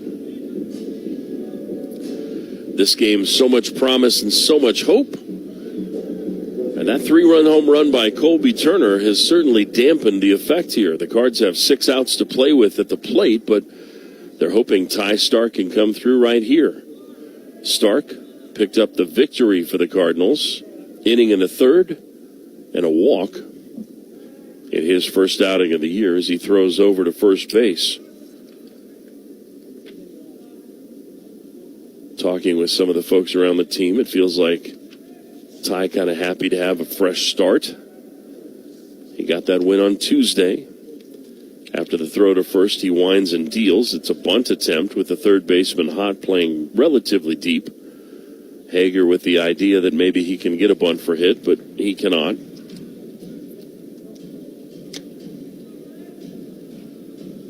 Stark stormed onto the scene as a freshman with just oodles of confidence, but got off to a rough start last year and was saddled with some rough numbers. Runner at first base, 2 out, the 0-1. Wave and a miss. Off speed, which almost everything is out of Ty's hand. 0-2.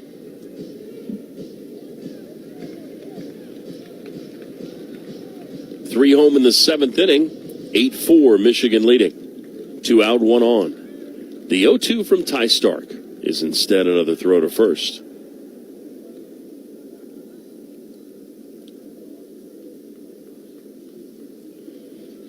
Louisville has not really been active on the bases as Montgomery, the starter, didn't allow a ton of base runners and quick to the plate, not offering a ton of opportunity even when presented as another throw goes over. Noah Miller, the catcher, having a chuckle at how many throws over there have been as the count is 0-2 with 2 out, and he doesn't really steal bases. But you're trying to keep the force ahead of this, an opportunity. The 0-2. Got him looking. Called strike 3. That was a fastball. And it freezes Hager. That's 12 strikeouts for Louisville pitchers. The first for Stark. Shannon's book is closed. We head to the 8th inning. Davis, Slanker, and Heisel set to swing it for the Cardinals, trailing 8-4. This is Louisville baseball from Learfield. This is Kentuckiana's Voice, 970 WGTK Louisville. Online at kyvoice970.com. WKLB Manchester. Money can't buy happiness, but it can buy you tickets to your happy place. Games just like this one. As the official bank of the Louisville Cardinals, PNC Bank keeps your finances boring, so you can ride the excitement all the way through regulation and beyond with the University of Louisville PNC Bank Visa debit card. That way, you can enjoy all the hot dogs, soft pretzels, and beverages to fuel your favorite fan activities while you're here. PNC Bank, brilliantly boring since 1865. Member FDIC. Attention ranch dip lovers, your source for flavor has now arrived with Prairie Farms' new Classic Ranch Dip. It starts with our award-winning sour cream blended with garlic, onion, parsley, and buttermilk to make a superior ranch dip that your taste buds will savor. Prairie Farms' Classic Ranch Dip pairs well with your favorite vegetables, chips, or crackers. Look for them at your favorite grocery stores. Then visit prairiefarms.com for delicious ranch recipes, coupons, and enter for your chance to win a dairy prize package. Support local dairy farmers with the delicious taste of Prairie Farms' Classic Ranch Dip.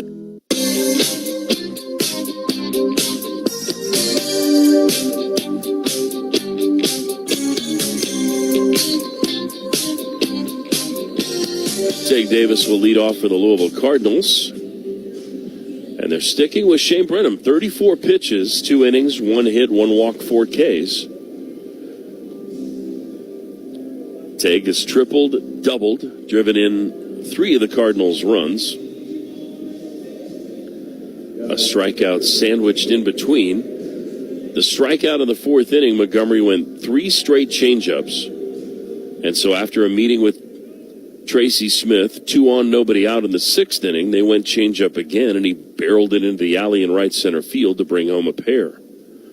First pitch, and that ball goes right through the glove of Miller to the backstop, 1-0. Tague Davis.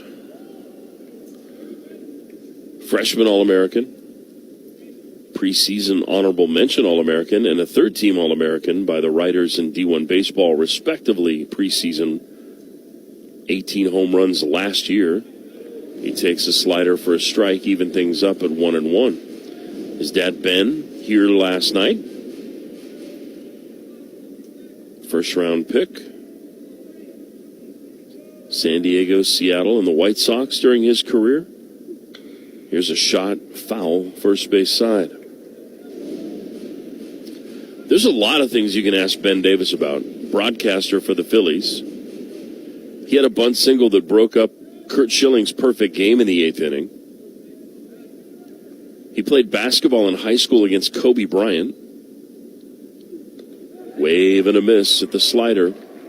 And down goes Davis on strikes for the second time today. 9 Ks for Louisville batters. And that's 5 for Brenham. Here's Slanker, 0 for 1 with a pair of walks.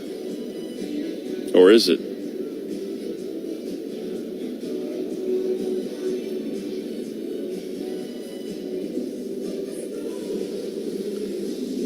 I feel like Kyle Campbell might be stepping in. It is.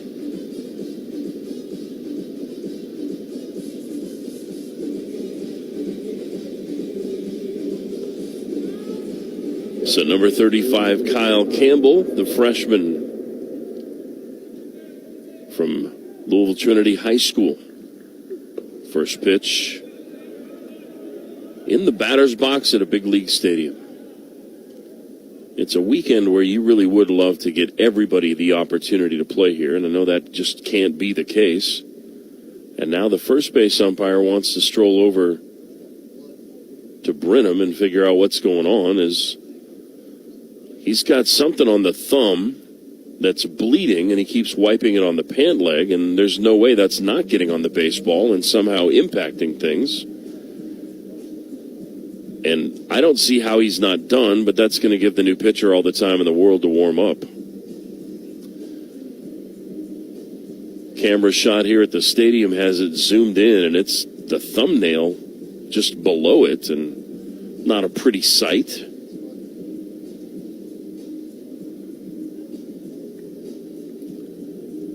And as a pitcher, you can't bandage a finger on the pitching hand. So I don't know how you remedy this.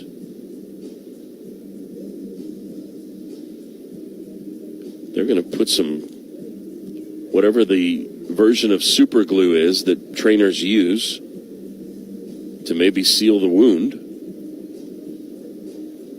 And in case you weren't aware of the importance of Shane Brenham to this ball club right now, you're seeing it here live and in living color, because they're going to great lengths to keep this young man in the ball game. 38 pitches, 2 1/3 innings, 1 hit, 1 walk, 5 Ks.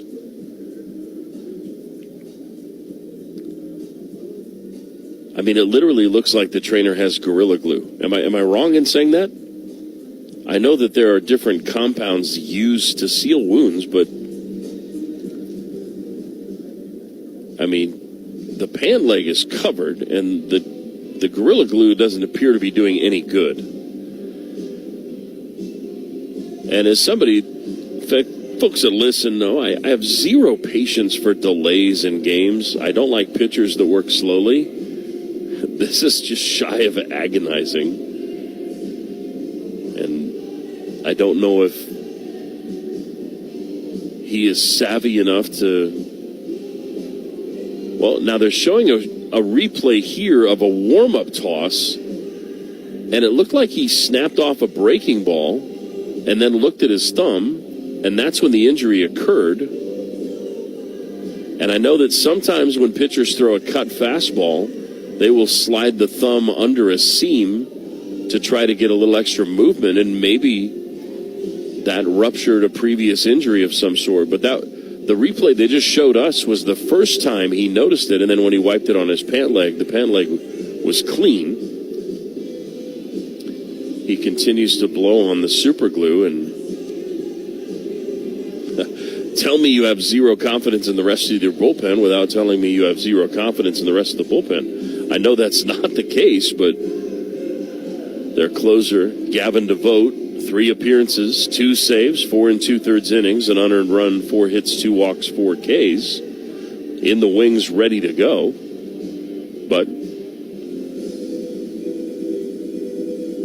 I concur that Shane Brenham has been pretty special, the true freshman. Cardinals have had some pretty good Canadians over the years. Mike Tisdale, a Friday ace back in the day.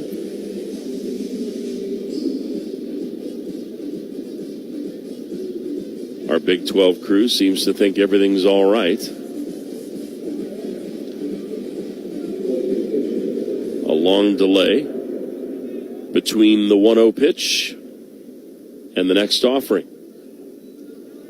Looking to the wristband for the sign. Brenham comes set with the 1-0 pitch. Misses 2 balls and no strikes. Campbell in the early going, 4 for 9. Seeking his first extra base hit and RBI, hitting .444. He takes a strike, 2-1. He does have a pair of stolen bases. He has walked twice.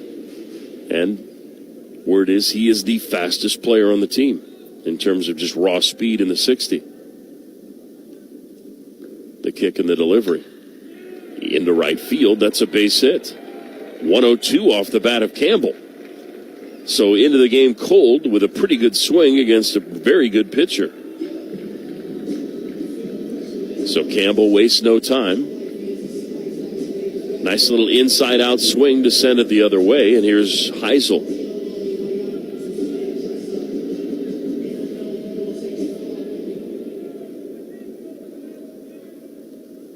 After the 4-hour game on Tuesday,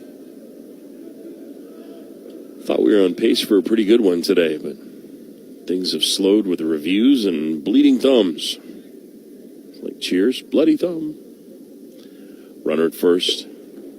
Heisel takes, ball 1. 8-4, Michigan with the lead. Cards had a 1-0 advantage that evaporated in the second when they tied it. Wolverines took a lead in the third and have not given it back. Heisel ropes this one into right center field, and that one's going to get down. All the way to the wall it goes. Campbell, gliding around the bags, will score. Heading to third is Heisel. The throw's not in time. It's the third triple of the game for the Cardinals, and it's 8-5. Finally, Heisel's rewarded for his swings. 101 off of his bat. For the Cardinals, it's his first triple. They had 2 coming into today's game. They've got 3 today. And here's Jimmy Nugent.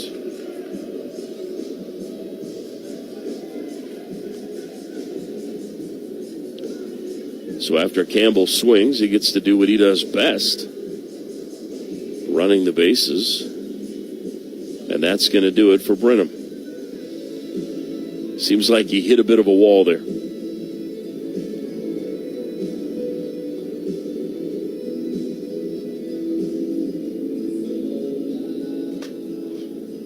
A confused Michigan team kind of looking around.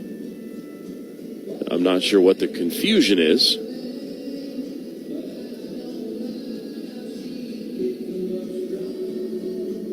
But they're going to stall as much as possible, it would appear, before the call is made to the pen. And the plate umpire, Chris Koski, doesn't appear to be paying much attention to the conversation. And we'll see if there is, in fact, a change. Nugent is 0 for 3 with a fly out, a ground out, and a backwards K. And finally, the conversation is interrupted. And they will take the baseball from him. I've said it numerous times. I'm going to say it again. College baseball needs to adopt the big league rule.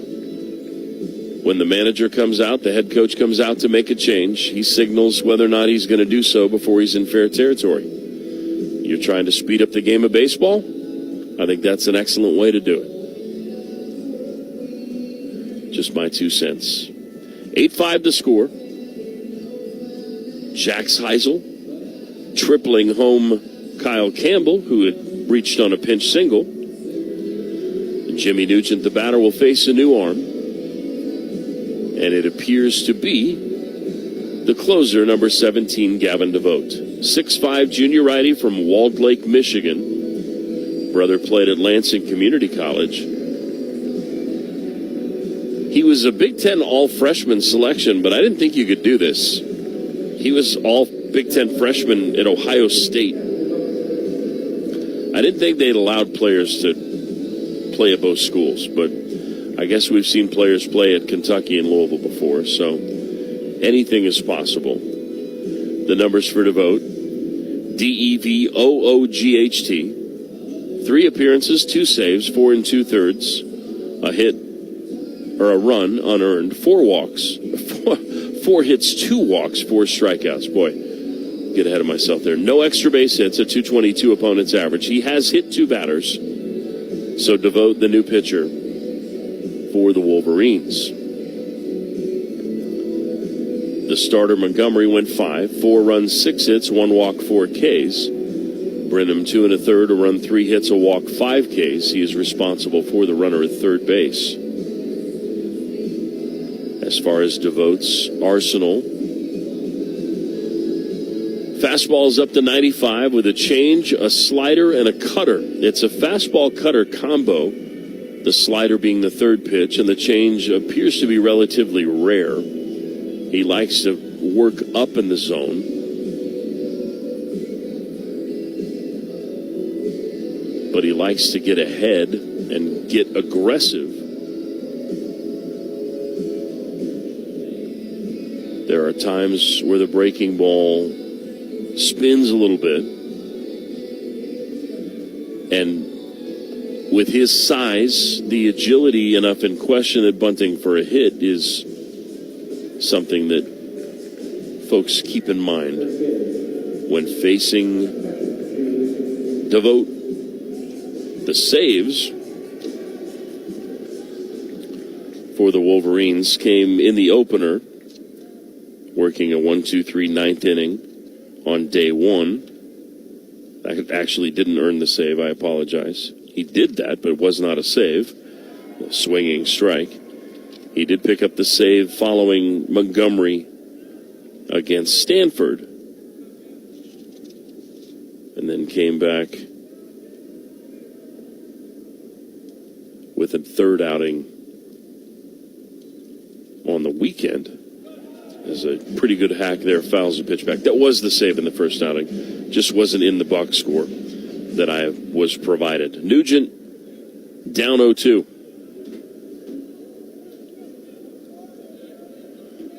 Top of the 8th inning, Cards down 8-5. Heisel at third base. Need to get him home with this out here, at the very least. The pitch to Nugent. Called strike 3. A breaking ball right down the middle, and Jimmy might need a day off. He's really struggling at the plate. He hasn't gotten the bat off the shoulders his last 2 trips in a really key situation in both cases. Runners on base, an opportunity to score a run with an out here. We just need a lazy fly ball with Heisel at third base, and the Cardinals racking up strikeouts late. That's 10 total. Luckily, Crane is the batter, and he takes a sinking fastball for ball 1, 1-0. RBI single in the 6th inning. Cut the lead to 1. The 3-run home run, a real dagger for the Wolverines. Crane takes just out of the zone. 2-0.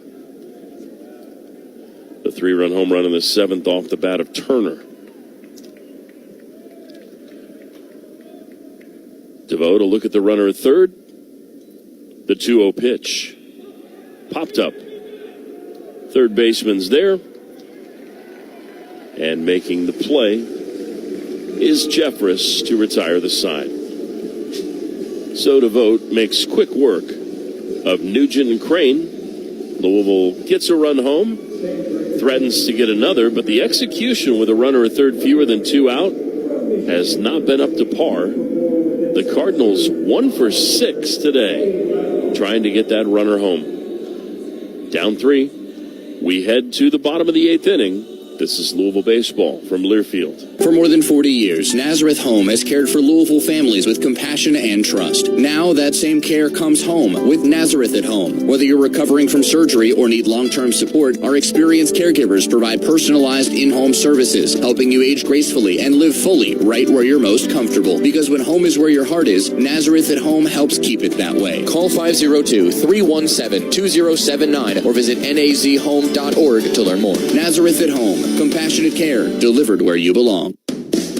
Hey there, Cardinals fans. Your home deserves top-tier care and attention. That's why you can count on Southern Roofing and Renovations, your trusted local roofing expert. From the moment they arrive to the final inspection, Southern Roofing provides a guided experience from start to finish. Whether it's a quick repair or a full roof replacement, they've got you covered with the dedication and quality you can rely on. Visit southernrnr.com and see the Southern difference for yourself.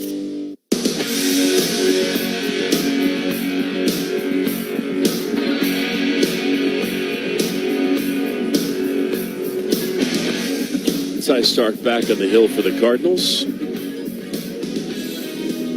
He closed out the seventh with a backwards K.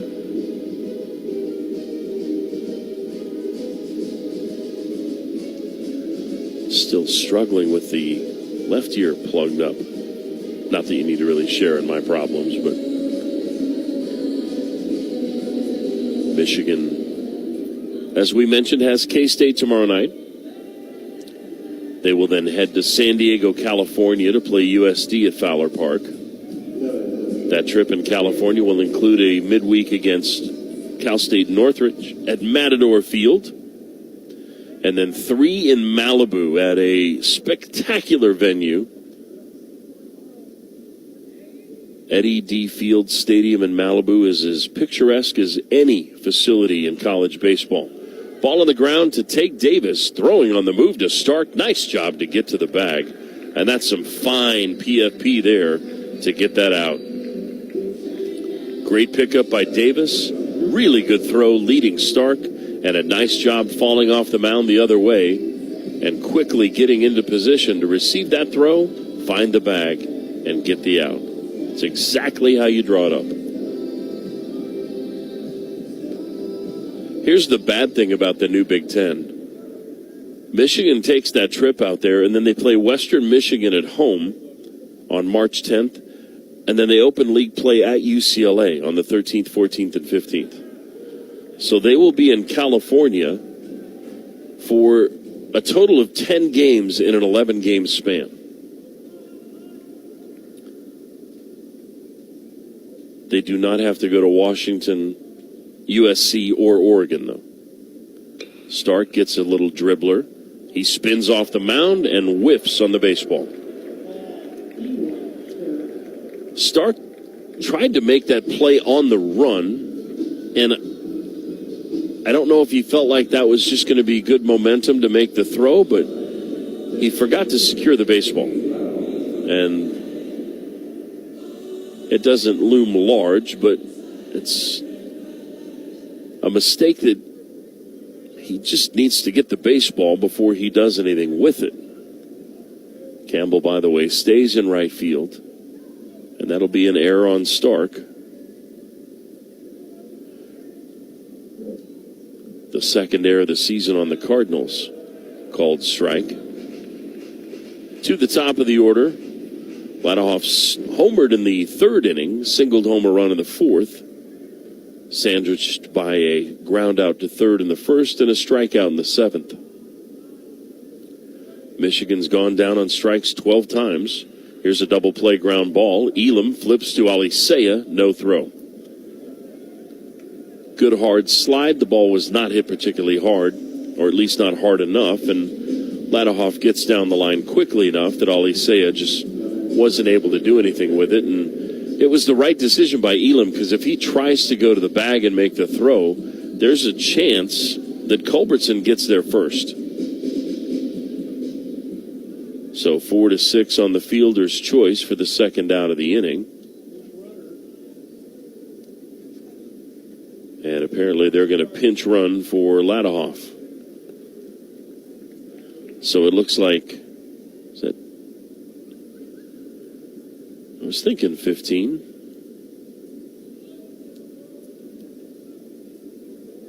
Is that Josh Campbell?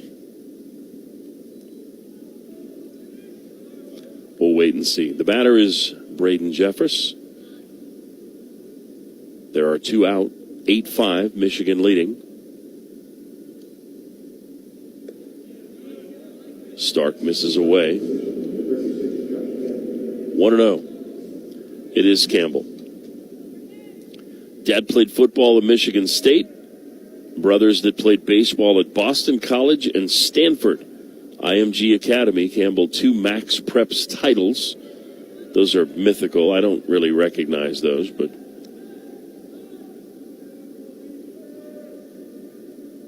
as good as Culbertson's been defensively, interesting move there to pull him for a pinch runner here with 2 out in the 8th inning of a 3-run game. There's a base hit through the left side. Backside single up a station. Or I'm sorry, it's Ladehoff, the DH, that's replaced, not Culbertson. Trying to keep up in the book here. Pinch runner in the wrong spot. My mistake. He's on to second on the play. Single by Jeffress, his first hit of the game. And here is Stressler. Less surprising there. I didn't see any reason Culbertson would come out of this campaign. So my apologies. First and second, 2 outs. Stark needs to keep this a 3-run game. And again, the Cards 1 of 6 with a runner at third, fewer than 2 out. Just execution at any of those spots, and you're within a swing much more simply than you are at the moment. And Stark misses with ball 2. This is where Ty's got to be careful. You can't just kind of lollygag your way into an air fielder's choice single, and all of a sudden you give up another 3-run home run. Stressler has singled twice, scored a run. He's got a 2-0 advantage here with 2 out and 2 on. And now it's 3-0. It's a lefty-lefty matchup that you're hoping for against the long, lanky Stark with that awkward release point and delivery. He's tougher on righties, ironically. Runner goes at second. The pitch is taken. The throw, the tag, they got him. What a throw by Nugent. That was an unbelievable throw. You've got a 3-0 count at the plate, 2 on, and for some reason your pinch runner is taking off, and boy, he got a pretty good jump, but that throw from Nugent was dynamite. 2-5 on the caught stealing. And that's a good way to end the inning. Little momentum for the Cards as we head to the 9th inning. Byram Hott with the tag there will lead things off. This is Louisville baseball from Learfield. Louisville baseball season is in full swing, and there's no better way to show your Cardinals pride than with gear from Kentucky Branded. Whether you're at the ballpark or watching from home, we've got the perfect game day apparel to keep you looking sharp all season long. Tees, hats, and more. Shop the best selection, lowest prices, and get everything you need to rep the Cards in style. Visit Kentucky Branded inside of the Shelbyville Road Plaza or inside of the Oxmoor Mall and gear up for the season, or shop online at KentuckyBranded.com. Jefferson County Public Schools is looking for exceptional teachers like you. Make a profound impact on thousands of students in our community, building the foundation for their success, whether on the field, in the lab, or in life. At JCPS, you'll find a supportive team, opportunities to grow your skills, and the incredible reward of fostering the next generation of Louisville's finest. Answer the call. Learn more and apply today at jefferson.kyschools.us. Coach, inspire, and shape the future with JCPS.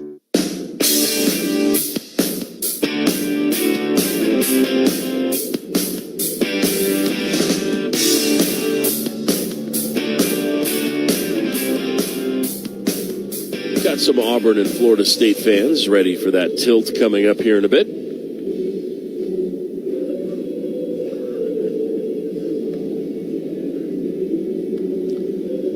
And a nice showing of Louisville fans. I know some folks came down for a little basketball, stayed for the long week, take in a little baseball. It's going to take some magic here. The Cards, as the road team, still have to contend with pitching to Michigan in the bottom of the ninth, but that's only if they can gather 3 runs. You're at a good spot in the order for it, though. Byram Ott at the bottom of the order can turn the lineup over with a base runner. Then you got a chance. We'll see how that goes against the closer, Gavin DeVoe for the Wolverines.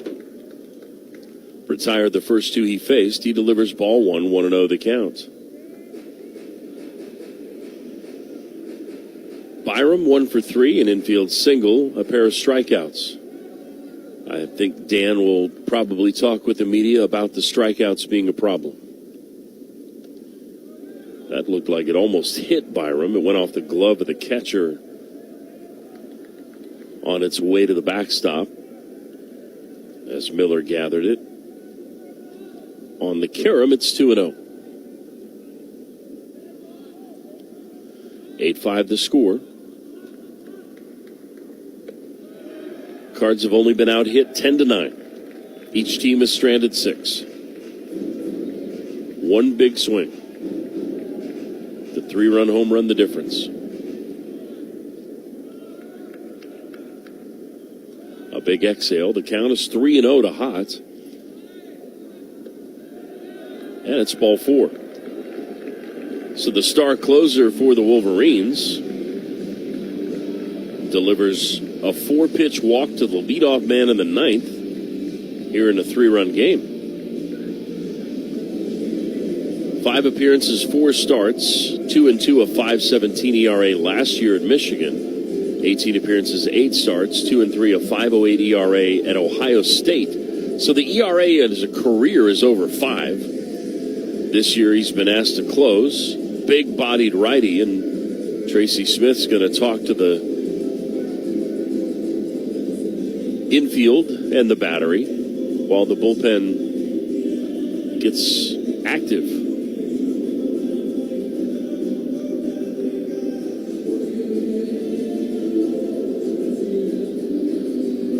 Sunny skies outside. Boy, the wind is really blowing, though. Those flags, which are massive and in view in that window above left field, are straight out.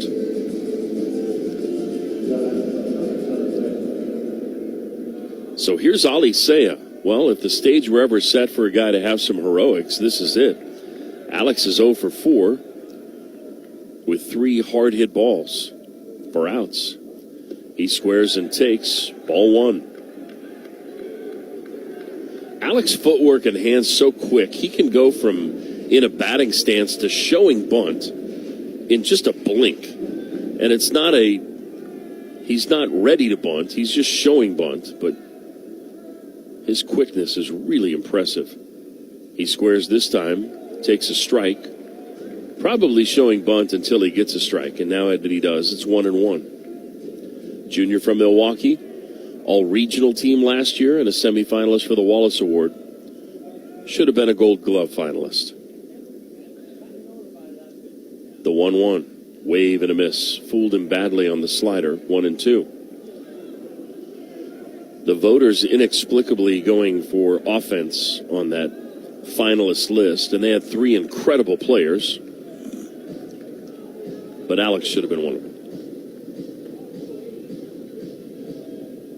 Now DeVoe wants a new baseball. He says, no, use the one you got. Okay. 1 on, nobody out. The 1-2 to Ali Saya. Swing and a miss, strike 3. Alex down on strikes for the 3rd time this season, and that is 11 strikeouts for Louisville batters. And it seems like they come at the moment where you think that the tide has a chance to turn. Here's Lucas Moore. Triple and a single, 2 runs, a ground out, a strikeout. Ali Saya chasing a ball up out of the zone. And Hott measures a short lead at first, not being held as the first baseman, Austin Fort, in behind him. First pitch slipped off the netting above the on-deck circle by Moore. He's in an 0-1 hole. the way Cade Elam has swung the bat, if Moore were to reach, you feel like Cade might have a ball in the seats up his sleeve today. After that double yesterday, he seems like he's really locked in. Infield in at third with Moore. The 0-1 misses away. 1-1 the count.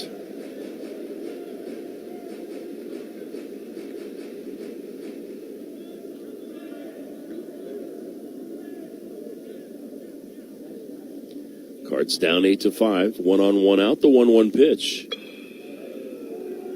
Lazy fly ball to left. Stressler's got it. 2 away.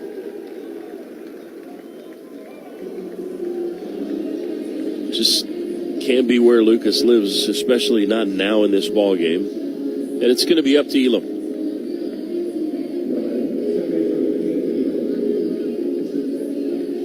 Elam struck out of the first, lined out at over 105 in the fourth, singled and scored in the sixth, and then hit a ball that TrackMan estimated to go 412 feet for an out in center in the seventh. Cards down 3 with a runner on, 2 out. The first pitch to Elam, over for a strike as the slider buckled his knees. 0-1. It is a hard slider out of the hand of DeVoe.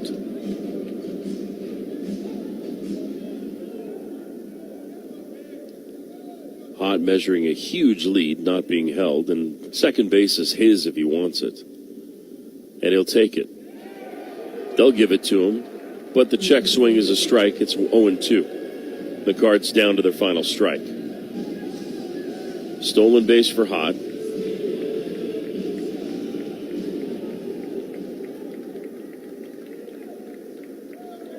Oh-2 pitch. Swing and a miss, strike 3. And DeVoe notches another save as he picks up a trio of strikeouts.